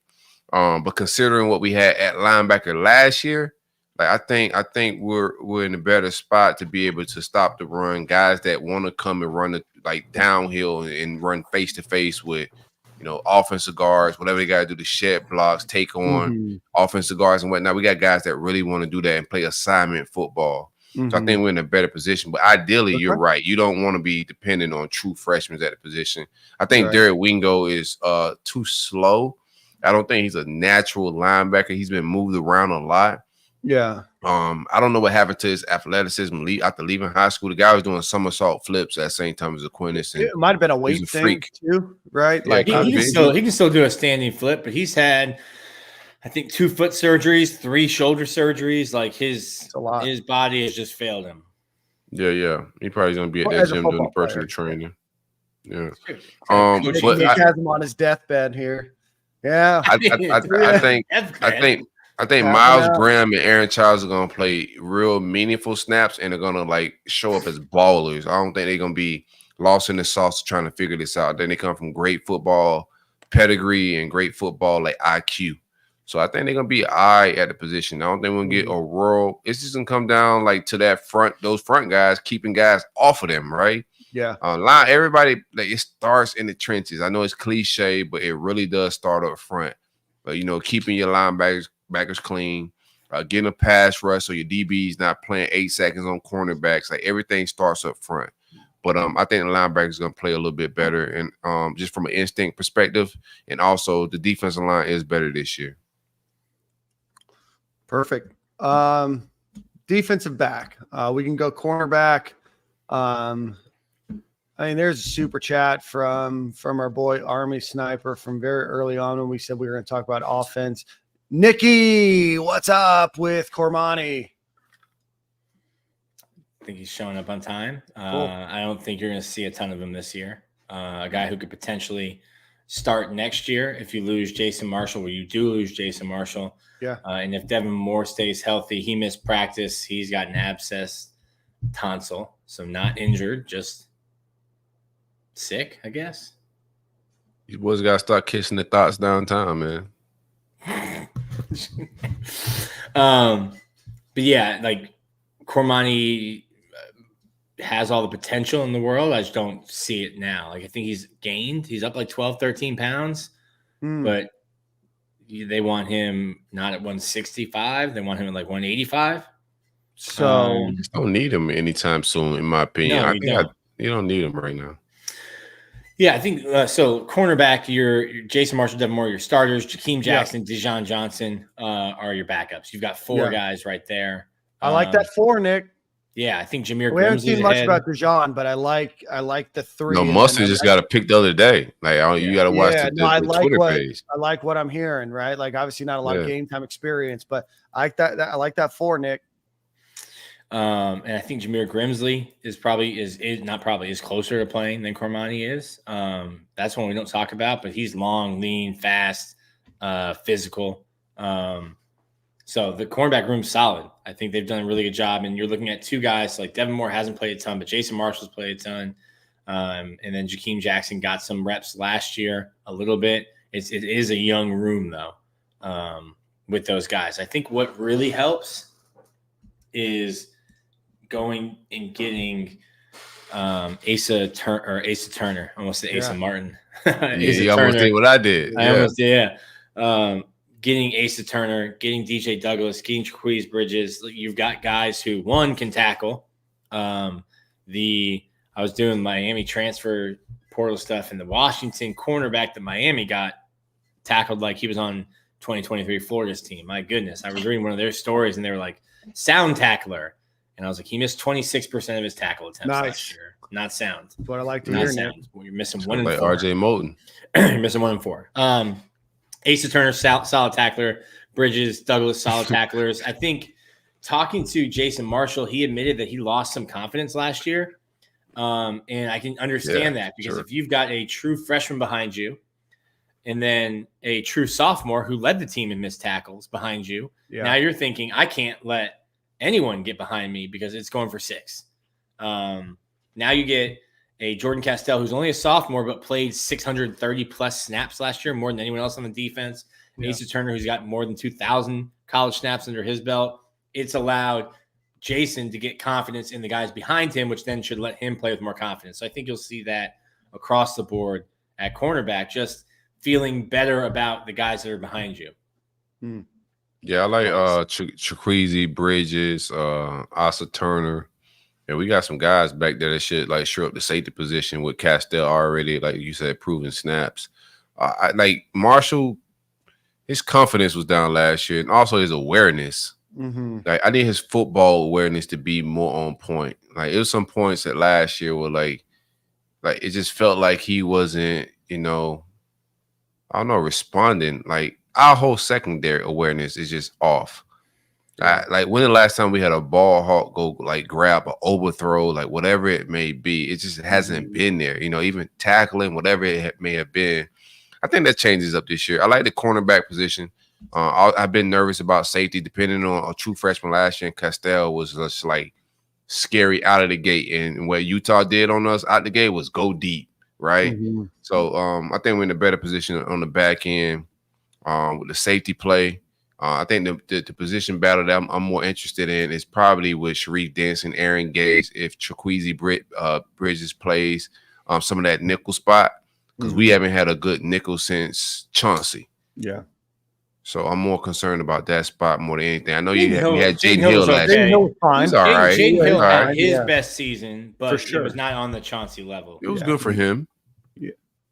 And the season went as Jaden went. And that didn't go far. No. Yeah. Dan, don't say anything egregious like that. No. That don't ever, no, you were right. And don't you put that curse on us again. Yeah. Ricky I look forward to whoever Dan picks. Yeah, As the stick net. around. Stick around. Trav mentioned this earlier, Nick. We can play against each other on Xbox and play. Like I said, my first system that I've got in 11 years. The last video game I played was Grand Theft Auto 5. It's hard to believe we sat out an entire time that NCAA didn't come out before 6 came out. We'll play. Maybe we'll stream it. I'll probably lose, and that's okay. I've logged maybe about 2 hours in a week here. So, anything else on defense? Anything else on defense? I think Sharif Denson will be the guy at nickel to start. You do have tape and experience with Bridges and with Douglas playing there as well, but I think Sharif's done enough to earn that spot. I ain't mad at it. He played a heck of a game versus Florida State at the end. Yeah. Like the kid. I'm mad that he cut the Jay-Z Wicks though, man. Did he? Yeah, he cut the dreads, man. Like, I don't like that part. It's hot out there, so I get it, but grow the wicks back, baby. What we got next? How much? Real question: How much bigger of a helmet did he have to wear with that These much two hair? sizes. Like he had, he had his John Basquiat wicks. Yes, yeah, no, they were. They were thick. Yeah, for sure. Nick, do you have anything that you would like to share about special teams? That's not. We got a Matt. We got a Matt. And he tweeted that. Bro, that one took We off. do have a special teams mat. Can you guys believe that mat is $400? I said it last year on our show. On our show last year, I was screaming as they continued to send 3.5 players out into the field to block a kick. That's not the point. I was like, I'd rather spend $4 million. I'm gonna tell you my take on that. I'd rather spend $4 million on a new coach than $400 on a mat. I'll tell you. Be honest with you. To me, nothing. This if we is need not a mat, about bro. the cost, right? Bro, NFL teams use the mat. It's just not like a lot, Nick. I tried to look up photos. The only photo I could see was Wake Forest using one. And no offense, we're not Wake Forest, fam. Last year on this show, I went to no, Wake Forest deserves a mat. We don't. Yeah, the Wake Forest is smart as hell. Anyway, whatever. This is the house that Steve Spurrier built, bro. We do not need counter mats, man. What's more embarrassing? A mat and getting 11 guys on the field because of the mat, or consistently sending 9 people out to block? I got an answer for you. Hiring the guy that can't put 11 guys out there is more embarrassing. That's my take. I think special teams would be better because of Joe Houston. Just initially organized, like literally on this show last year, at least once, I was Googling the Gainesville Dick's Sporting Goods and found that the mat was in the store. Nice. It was just 4 miles from campus. You should have picked it up. Why did you pick it up? I'm not on their payroll. If they want to start paying me, I would have had it out of practice. I would have moved it around too. Brought the receipt. They'll reimburse you, bro. Like I get it. There's it's an easy joke, but also the operations of special teams were an easy joke last year. That looks and crazy. were a joke in and of themselves. I wouldn't spend $400 on that. Let me be honest with you, bro. Like you But, can make that. Yeah, you can absolutely make that. And I'm guessing watch when Florida has theirs, I'm sure that it'll be branded. It'll be done up. It'll be a couple $1,000. Yeah, I don't think it's a cost thing, right? At the end of the day, right? Like not a cost thing. It's just it's egregious that this company is charging $450 for no, it's like It's like putting More expensive. it's like putting training wheels on a Ducati. Yeah. Like if you don't know how to ride a Ducati, bro, don't buy one. Like you shouldn't even own a Ducati if you got to put training wheels on it, bro. And that's saying like putting an 11-person counter on the sidelines at the University of Florida. This is the house that Steve Spurrier built. Y'all should be able to have a special team coach to count to 11. If he makes one mistake, that's cool. People make mistakes, but it can't just happen for years on years. You know what I'm saying? But they got the mat. If it works, I'm just cool if it works. That's all we want, right? Yeah. It should work. The mat should work. Get 11 feet. 11 pairs of feet. Excuse me, not 11 feet. That'd be wild. 11 pairs of feet on 11 circles. Some of the mats only have 10 circles because you would assume that the punter and or kicker would also make it out. We're not assuming anything. You would assume. So we're not assuming anything. make sure.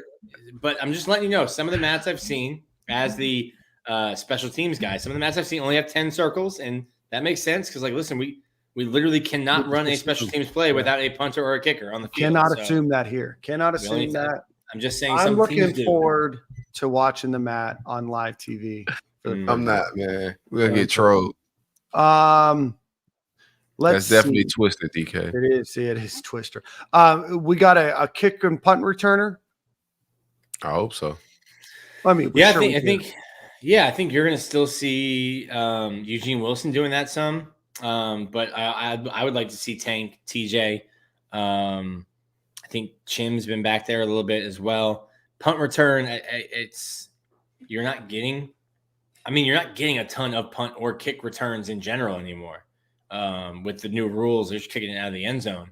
But I would like to see Tank back there or TJ back there. I think Eugene Wilson likes to do it, wants to do it, can be really good at doing it, but that's also your go-to guy on offense. Maybe use a freshman instead. But, those are some guys I think that have been back there and that you'll see back there. Hey, Nathaniel, man, I know everybody likes to say how many national titles Steve Spurrier won, but he SEC East matters, SEC matter, all of that stuff matters. Just winning. Everybody can't win a natty every year. You're just a delusional fan if you think that. But you look at Steve Spurrier, he dominated the East. He was in the SEC title annually, bro. Winning ain't just a natty. You just got false expectation as a fan for that. But the standard of being the top dog in the East, making Georgia your bitch, that's what Steve Spurrier did, bro. Don't ever come at the old ball coach, or try to make it light what he did. Because he was big dog. He let his nuts hang for sure. Spurrier finished in the Southeastern Conference first, tied for first in the East from come on, man, 92 to 96, second to 97 in the East, second, first, second. Never finished lower than second in the SEC East. He let his nuts hang. Well, and he did the Lord's work at South Carolina too for them. Yeah. He's their goat. Spurrier lost 27 games at Florida, only 12 SEC games. Who is Nathaniel? Nathaniel about to block you, bro, for talking crazy about old ball coach. It was the SEC has never been weak. The SEC East has never been weak my entire life. I don't know what you're talking about. It has never been weak. He made it look weak. He was ahead of his time. The offense was ahead of his time. What he's doing now is what he did then is what teams are doing now, bro. He was just innovative guy ahead of his time. Don't ever come at the old ball coach crazy. Billy Napier has 10 losses against SEC teams in 2 years. Steve Spurrier had 12 at Florida. Nice. So 9 more years. Wild to be going at the head ball coach. Don't do that. Spurrier my guy, bro. Not on this show. I'll put on a Viking hat by Spurrier, bro. Don't do that, fam. That's my guy. Freedom. All right. You guys want to do lying season now? Yeah, that's crazy. Nathaniel's always super positive in the chat too until we talk about the guy who has the field named after him. Bro, this is Spurrier, bro. He got a steakhouse. He got a beer that's gonna be at my tailgate. It's Spurrier, bro. Steve Spurrier. All right, guys. We're gonna do a new segment here called Lying Season. So we're gonna give our thoughts on a few things from freshman with the most impact next season. Go first, Nick. I'll go with freshman. Yeah, these questions were delivered about 6 hours ago. LJ McCray. Wow. Defense. And that's a bold one. We're looking for just one person. Just one person. Okay, LJ McCray. LJ McCray. I like that one, but that's a bold one. It's not like a layup either. You're muted. I think that's going to be a slow burn. I think as the season goes on, he starts to earn more reps, and I think he ends the year, and we're excited about what sophomore LJ McCray is going to do. Okay. It was tough for me, so I had to choose between Aaron Childs and Myles Graham. I went Myles Graham just because he's been on campus longer, but it could be Aaron Childs just from a opportunity standpoint. I think they're gonna get the room is not that deep, and I think they're gonna get a lot of opportunity to play this fall. And they, both of those guys could be impactful. But I'm gonna go Myles Graham just because he's been on campus a little longer. So that's my impact freshman. Okay. I'm gonna go with Jaden Baugh. I think there's gonna be an opportunity for him to play and make an impact. That's a good one. Is there a problem, Nick? Just safe pick. Safe pick. I mean, sometimes it's the right pick. You know what I mean? What did you? It is safe. It's a layup. What did you want me to do? Say Noel Portnajon or listen? If that's the best version of you, then I'm proud of you, Dan. Proud of you. Cheers, Nick. Breakout player of the year. I'm going to start. I'm going to go with TJ Searcy. Go ahead, Nick. That's a good one. I like Searcy. That's a good one. I'm going to go Dan's route. Pick the safe one. Eugene Wilson. Breakout? Eugene Wilson? Don't do that. Out of, Nick. He broke out last year. Yeah. Let's try that again. Corey, you go. Nick, you think about it. Yeah. Get your shit together a little bit. He's the number one returning wide receiver on the team. Yeah, but he wasn't on any preseason SEC teams. He's not on these watch lists. He is not. We live in a UF bubble. Chat, what are your thoughts? We know Eugene Wilson. Eugene Wilson didn't make a single preseason All-SEC team. I get he's already broke out. I guess SEC is or I know the SEC is deeper receiver, but I think he will end up first or second team All-SEC. Okay. Postseason. All right. I'll take your reasoning, Nick. I'm going big Andy Jean, man. South Florida's finest. I think Andy Jean is gonna he just locked in, bro. Like super focused. I can see it in his eyes a little bit. Switch the numbers. People thought he got his number snatched by badges, but I'm hearing that wasn't the case. He just wanted to switch numbers and he got 14. But yeah, mark me down for Andy Jean. The whole wide receiver room, we probably could do breakout years because I had Marcus Burke on my list as well, but I think Andy Jean is due for a big one, especially with Miami. I think he want to drop his nuts on Miami. That's the crib. All right. Most impactful transfer portal player that just transferred this offseason. Corey, we'll start with you. I'm gonna go wide receiver again. I'm gonna go Elijah Badges. I think he's gonna be a difference maker to get us a game or two. Super explosive guy. Eugene Wilson is going to draw a lot of attention. I think they have similar explosiveness, similar game and style of play. So I got Elijah Badges as the most impactful freshman. Transfer guy. I think he's going to be able to I know he may not start, and we can't get caught up in who starts. Like snaps is going to matter. Even in game one, who start the game, who get the most snaps is going to matter by the end of the game more than at the beginning. But I got Elijah Badges. Okay. Nick? Asa Turner. Okay. That's what the chat said. The chat. I like that one. I'm going to go with Pup Howard. Great one. Yeah. I slept on Pup. An impactful player for the team this year in a room that desperately needs some depth. So I'll go with Pup Howard. I keep saying Badges too. It's Badger. Sorry. Yeah. Badger. Yeah. Just one animal, one mammal instead of multiple. Just a pack of badgers. I'm just thinking about I'm thinking about cops for some reason. Yeah. Girl Scout, Boy Scout. Okay. What player do you feel like is slept on the most going into this season that you think will have an impact? Nick? Slept on impact. Chim DK. Okay. Nobody's talking about him. Nobody's talking about him.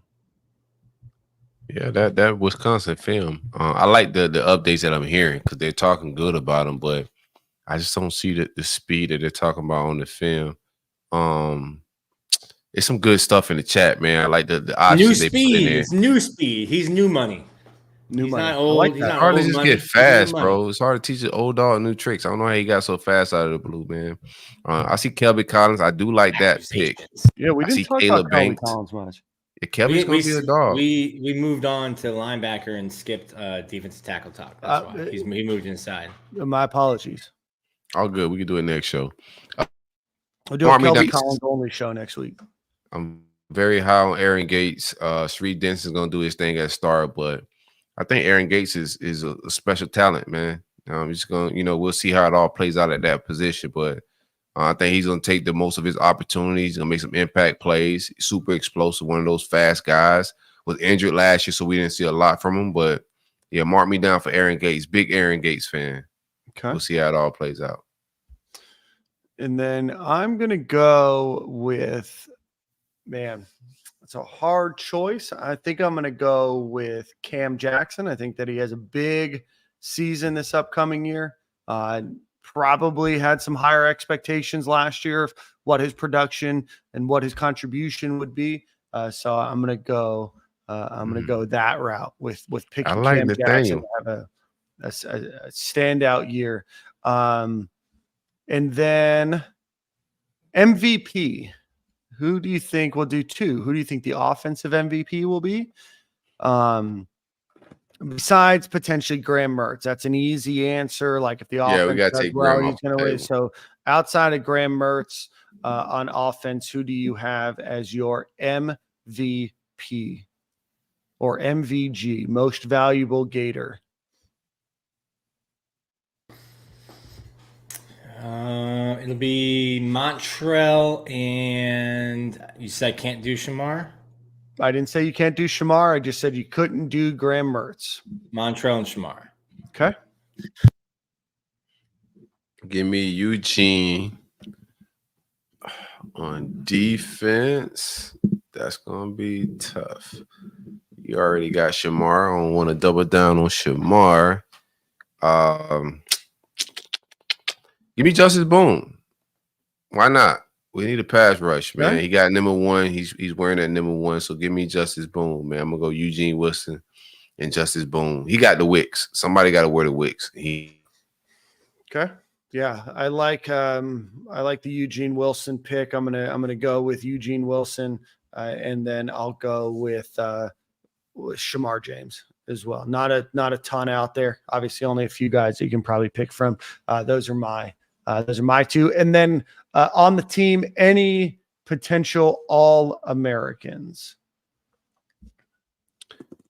I got Eugene on there for a potential All-American.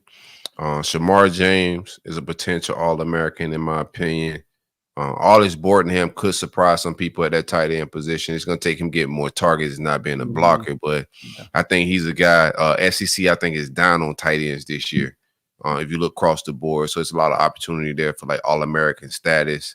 But that's who I got. Jason Marshall, I think DB is just loaded in the secondary, but he's a guy I would put on the list. But DBs in the SEC or in the country is just loaded with like top tier talent. Just a couple. I don't think there's a whole lot of possibilities. Who you got, Nick? Don't do that, bro. I don't have any All-Americans on this team. You don't got a punter? No, but like that's a crazy leap. It's a team that the over/under is 4.5 wins, and we're talking about how many All-Americans that team has. We're not talking about team got talent. We're talking about potential All-Americans. Yeah. None. Who on the Not list? even Jeremy Who on the Crawshaw? roster? You're not gonna.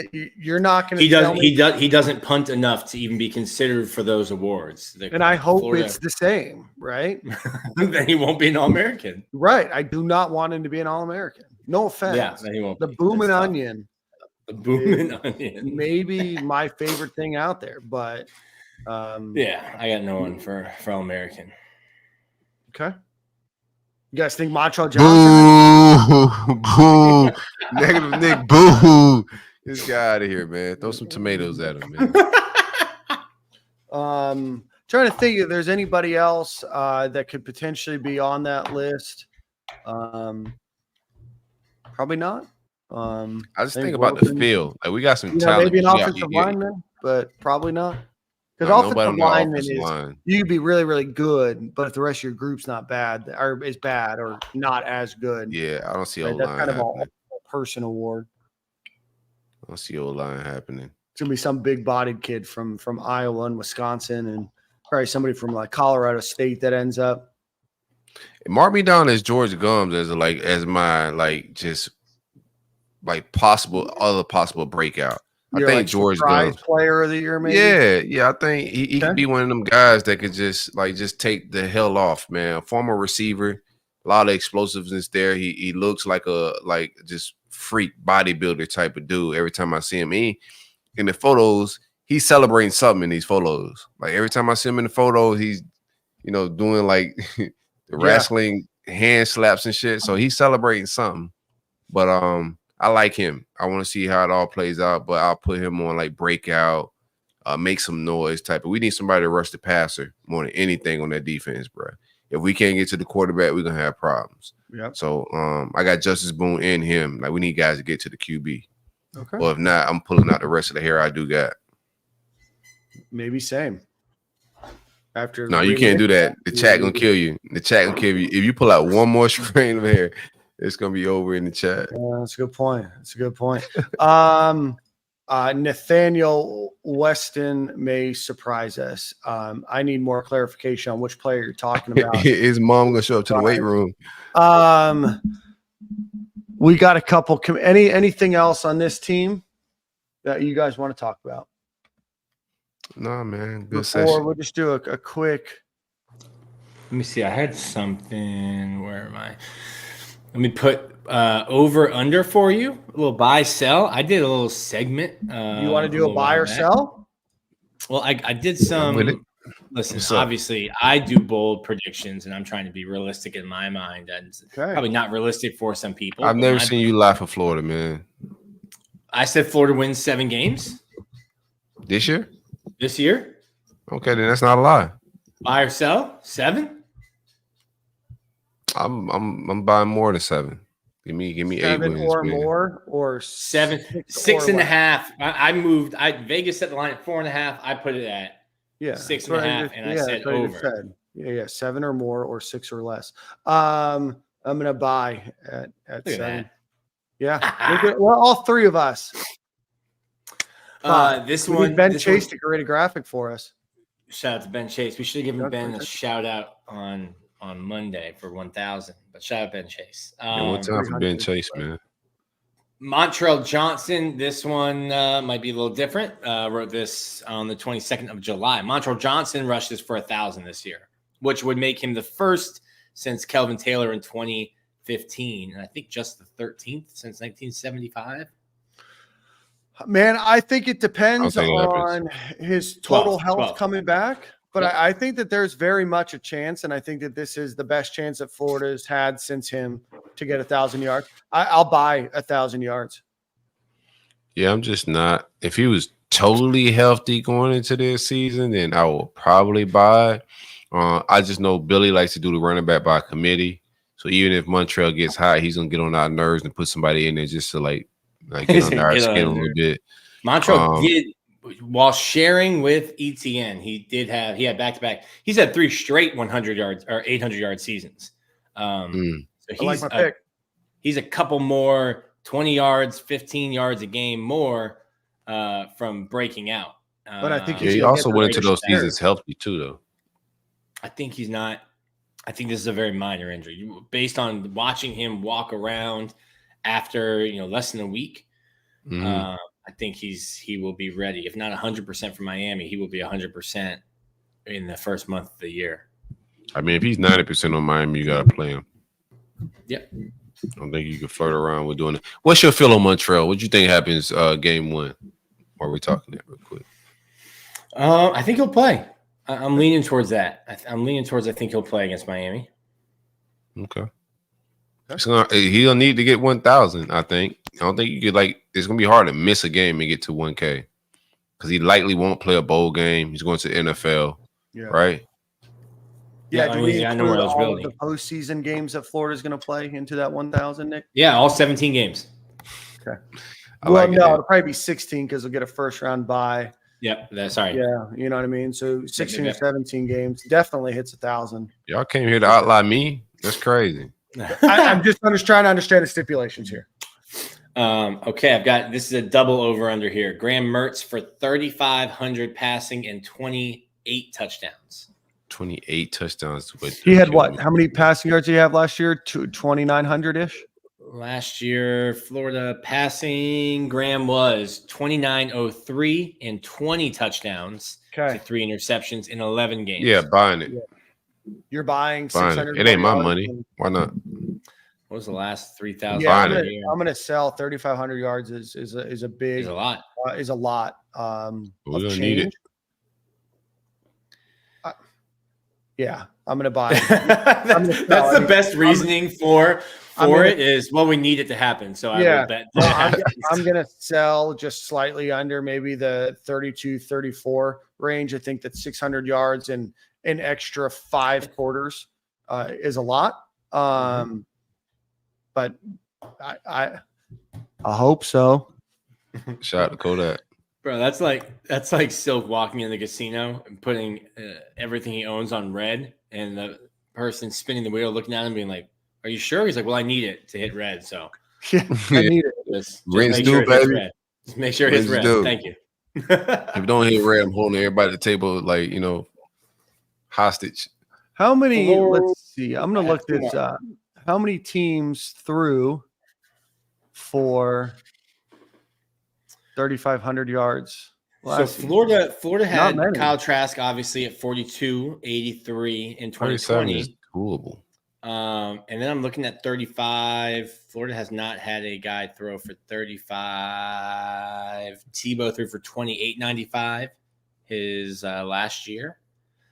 So it's a big number. I'm trying to do bold predictions. It's pass happy league. Look around the league. It is.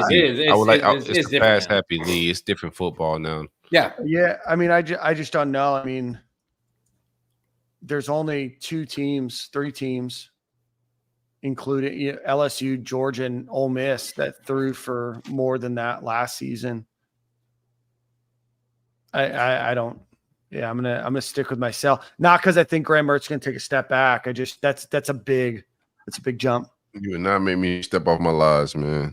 I'm not trying to make it. I'm just trying to look at the math and stats here, right? Like I could be wrong and be more than happy to be wrong. And if I'm right, then it's not something I'm gonna brag about. I might post it in the win-loss record, but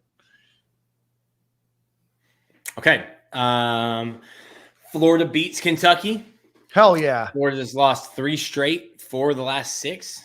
Yeah. Outscored 59-30 in the last 2 meetings. No, I like Florida to win that game. Same. Yeah, I like Florida to win. Nick, you we got don't Florida fire to somebody. I'm not going to spoil. I got my story coming out with my picks. Not going to spoil it, Dan. Well, you got a little clickbait out there, huh? I see. I may or may not. Let's see. They can't wait to get your Kentucky. The will we be Kentucky article? They can't. The streets can't wait for that. Now, Nick's not telling us. There is a paragraph of all of what he just said, and then there's a sentence that says the Gators have to end the losing skid to the Cats, and they'll do that this season. Nick, you're buying. But I haven't released my official prediction yet, so I'm not going to play both. Actually, I will play both sides. All right, that's fine. That's fine. I will. I love playing both sides of the fence. Yeah. And then the last one, Florida gets at least 1 win. So we will put. Let's do it. Let's do 2. Let's set the over under 1.5 in November. Oh, in November. Gotcha. I'm going to buy what 1.5 or the number is 1.5. So you're betting on 2 wins in November. so those games are Georgia, Texas, LSU, Ole Miss, and Florida State. I like Florida for 2 of those. Not only are those the games, but Georgia, like Florida, the hell out of Florida State. Not only that, but Georgia gets a bye week like Florida does. Texas gets a bye week before Florida. Likely to get a couple DUIs and getting pulled over for some reckless driving during that time. LSU has to play Alabama. Ole Miss gets a bye week, and Florida State essentially gets a bye week with Charleston Southern the week before. Florida State is some mid. I've been watching that program closely in camp, and if we don't touch them boys, pause. Woo, if we don't like put hands and feet on Florida State this year, we got a problem. That team is not a good football team. I don't even care if they do well in the ACC.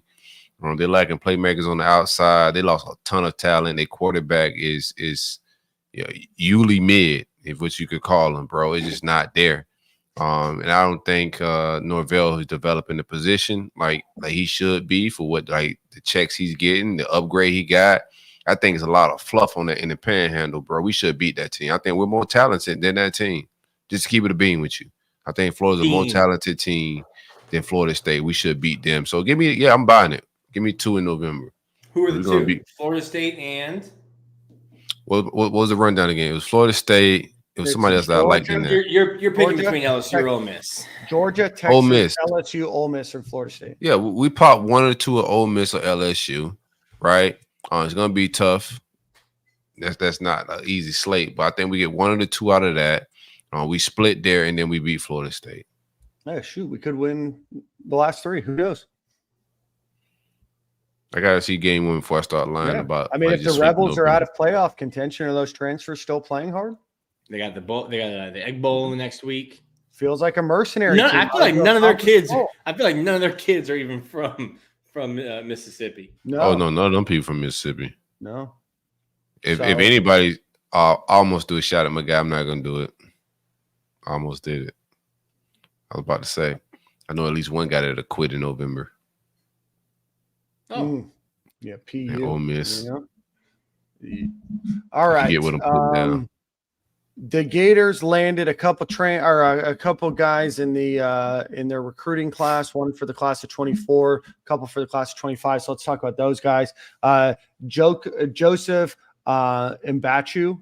He's a defensive lineman, 6'6", 285 pounds, from Grayson High School at Loganville, Georgia. Just started playing football in the spring. So still a lot of opportunity for him to not only climb some rankings, but learn the position, learn the game itself. He was on one of the Gator Spaces yesterday and talked about what he's doing, what he's trying to focus on. But one spring under his belt, had a number of offers. I know a guy that's very much under the radar there. So the Gators grab him. They also grab 6'2", 180-pound, 4-star athlete Demetrius Samuel. On 3 has him ranked as the 123rd overall player in the country, the number 4 at his position, flipped from Syracuse and Fran Brown over there. So before you criticize it being Syracuse, know that Fran Brown, the former coach of Georgia, is over there to get his commitment. And the Gators look to be sitting in a really good position to get a linebacker out of that group as well. Any thoughts on those 2 guys? Good gets, man. I don't really lie about recruiting no more, man. Like, I'm just gun shy. Yeah. So I'll lie in December. Y'all boys y'all have good senior seasons, play hard, tackle people, win your football games. And if our NIL come through and you sign with us in December, I'll lie then. Yep. But good gets. Let's see here. A couple transfers that made it onto the portal as walk-ons.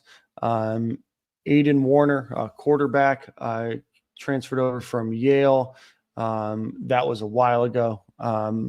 So we just haven't mentioned these names before. And then Alfonso Allen, this is a guy that you might have remembered from his commitment or from his recruitment.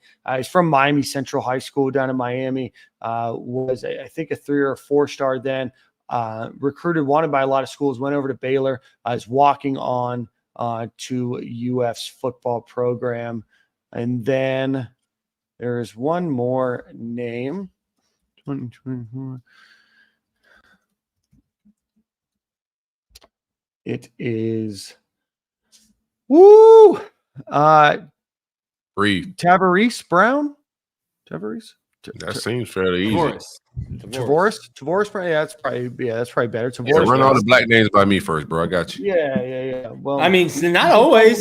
Not always. You've let us down. You've let us astray. I'm just gonna hit it better than y'all. Pause. Woo. Yeah, that sounds crazy. Yeah, I mean, that sounds crazy. I got a master's in like black names, man. Tavares. Tavares Brown, 6'7", 290 pounds on the defensive line. Is already on campus, already practicing with the team. I think he announced his commitment was already out with the team, maybe 10 minutes later with him. So still obviously a big learning curve for him.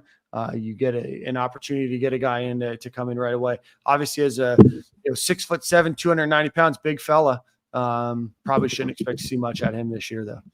This style loves to take just like flyers on big freakish guys like Cam Waits, George Gums. Like they're gonna take a flyer on just big freakish athletes, and we got to see if they end up developing these guys that they're taking flyers on. But on the eye test is definitely hitting. I think we say Bama and some other guys were asking him to come on as a walk on as well, right? You're muted, then. Yes. Yeah, and I don't know, Nick, is he on scholarship or is he going to be just a preferred walk-on? Who's that? Brown, defensive lineman Brown. They don't have any scholarships. Like Jason Zane, the Mello's a walk-on, Cormani's a walk-on, Tavares is a walk-on. I get how they're working that. Yeah. Yeah, the NIL, bro. Like, listen, don't feel bad for any of these walk-ons. These are not the walk-ons in the 1980s who are, semantics, struggling. Man. It's all semantics. They're not worried about where their rent. You're not getting student loans, guys. If they're not worried, I'm not worried. They're not taking student loans out. Yeah. Right now, the Gators ranked 32nd overall in recruiting, ranked 14th in the SEC. So I know Montgomery is a name. Nashawn Montgomery, wide receiver. Ben Hanks is a guy that's out there as well. So expect a few more commitments over the next couple of weeks. I think this class will rise quite a bit. And then from everybody that I've talked to, it just seems like it's a wait and see, right? It's a wait and see in what this team does. Will Billy Napier be back next year? What does this team look like from a development perspective? A lot of these guys know you're underclassmen at UF now, right? So what are we seeing from jumps from them? So those are things that I think are all going to kind of carry into how UF finished last year 10th in recruiting. I think they ended up with the number 7 overall class. Will they finish that high? I don't know. I'm going to probably say under 10 right now. Yes. But certainly things could change. Any final thoughts, gentlemen? We've gone for 4.5 hours this week. Great content, man. Yeah, we just been 4 more days. street. We'll do this again. All I got, man, 831 having a hell of a tailgate right off of, 21st Street. The Scotch is beating my ass, man. But pull up with us, man. Hang out. Find me on either Flow Factory's website to get the link to that tailgate. But we're going to have an absolute blast. Channing Crowder's pulling up. Zach Carter's pulling up. Kevin Taylor, Deontay Thompson, a slew of Canes that don't really matter on this show. Stephen Harris is pulling up. Shout out to Stephen Harris. He's pulling up. Plenty more names that don't forget. Ahmad Black is pulling up, man. He's bringing the crew. Stephen Harris said that he's gonna get Clint Portis and some other guys to pull up. We're talking with some big names. Reggie Nelson, like we got some guys on the hook, man. Damn, where's Reggie been? Retired, everywhere, bro. But not Gainesville, bro. We about to get them back in Gainesville, though, man. Big vibes, man. Come through the tailgate, hang out with us. Spur Your Beer sponsoring us. We got some other big names. Alma Mater is one of our sponsors. Greg Brunt Insurance also fell through for us, man. But we got some guys, man. Pull up, hang out at the tailgate. We got merch. We're gonna have the vibes, food, etc. 831. We're running down on some sea chickens. Yeah, and a quick shout out to First Magnitude Brewing. I know that they're bringing the Spurrier beer. I know that we've talked about that. Sir. I want to give a quick shout out to John Denny and First Magnitude. They've got really, really, really good beer there, beyond just a Spurrier beer, and they've got a really cool setting there in Gainesville and kind of the innovation hub-ish area, a little bit east of that. But a really cool vibe if you're looking for something to do, if you're in Gainesville this off season, or you live there, or you're stopping through town. Really cool indoor, outdoor area, outdoor games, all that kind of stuff. So shout out to John Denny and First Magnitude Beer. All right, boys, let's get to one final ad read. Let's give a shout out to our friends over at Alumni Hall. Go visit them online at alumnihall.com, or go visit them in Gainesville right off of Archer Road. If you see the Chick-fil-A with 3 drive-thrus, just go just a little bit past that and you'll run into Alumni Hall. The best place to get. They're dropping new gear almost regularly now, with the coaches polos, golf polos, all the different shirts that you're going to need. Anything from tailgate supplies to gifts, Christmas gifts, whatever it might be. Go check out Alumni Hall and alumnihall.com. One quick shout out. Did you guys see Grant Holloway run today? Yeah, man. He didn't get his normal, like somebody else cooked him off the blocks. Normally Grant's got an incredible start, but goal for the Flamingo, incredible race for him. Absolutely. Yeah, Big goal. He looked great there. Jasmine Moore won bronze in the long jump, making her a double 2024 Olympic medalist. Anna Hall is still going through all of her stuff. Parker Valby is going to run on August 9th. If you guys are wondering about that, Grant Holloway obviously got the gold medal. Jasmine Moore, we just talked about her. So she qualified in long jump and triple jump. Sorry, I'm just going through all of these right now. Thing, man. We was a country, man. We finished pretty high. Yeah, right now, as of yesterday, they were 12th.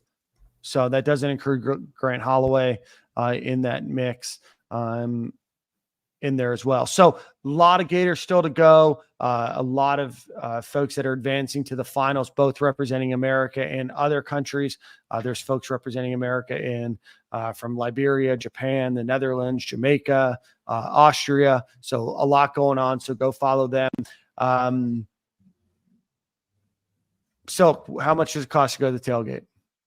Hey, Matt, I got a little cheat code for you right here, man. Stephen Harris has a coupon code for $15 off that puts it at about $65. So use coupon code Stephen Harris that gets you $15 off, man. If you want to pull up to that tailgate, anybody want to pull up to that tailgate, man, it's gonna be vibes. It's gonna be worth every dollar. Trust me. We got a DJ. We got a lot of things going on. Cornhole, a lot of giveaways. Big content, just be a part of it, an experience. It's not going to be your normal tailgate. Can you buy walk-up ticket, or do you need to buy pre-sale? Or if it's not pre-sale, you don't want to do walk-up, man. Just buy beforehand. You know. Yeah, it's gonna be more. The walk-up is probably gonna be like at the minimum what the normal ticket is, 80 or more. Yeah. These tickets that I'm telling you with Stephen Harris, those end on the 20th. So you have until August 20th to get that $15 off on the tailgate, man. And hit me on my DMs if you have like a big group of people.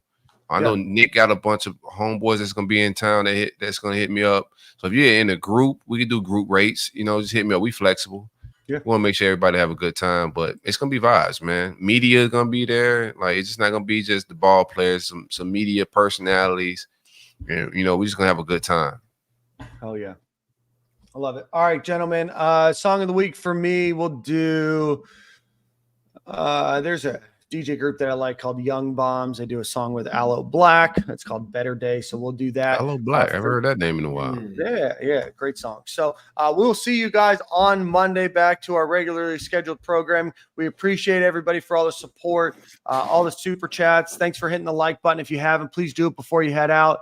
Hit the subscribe button. Make sure you share with your friends. Appreciate everybody for tuning in. Urban Meyer, Ahmad Black, Jacquez Green, and Tate Casey on Monday. If you haven't listened, it's a fantastic episode. Great story. So go check them out. Appreciate everybody for participating in the chat. And we will see you guys same corner, different time, original time next week. Let's go.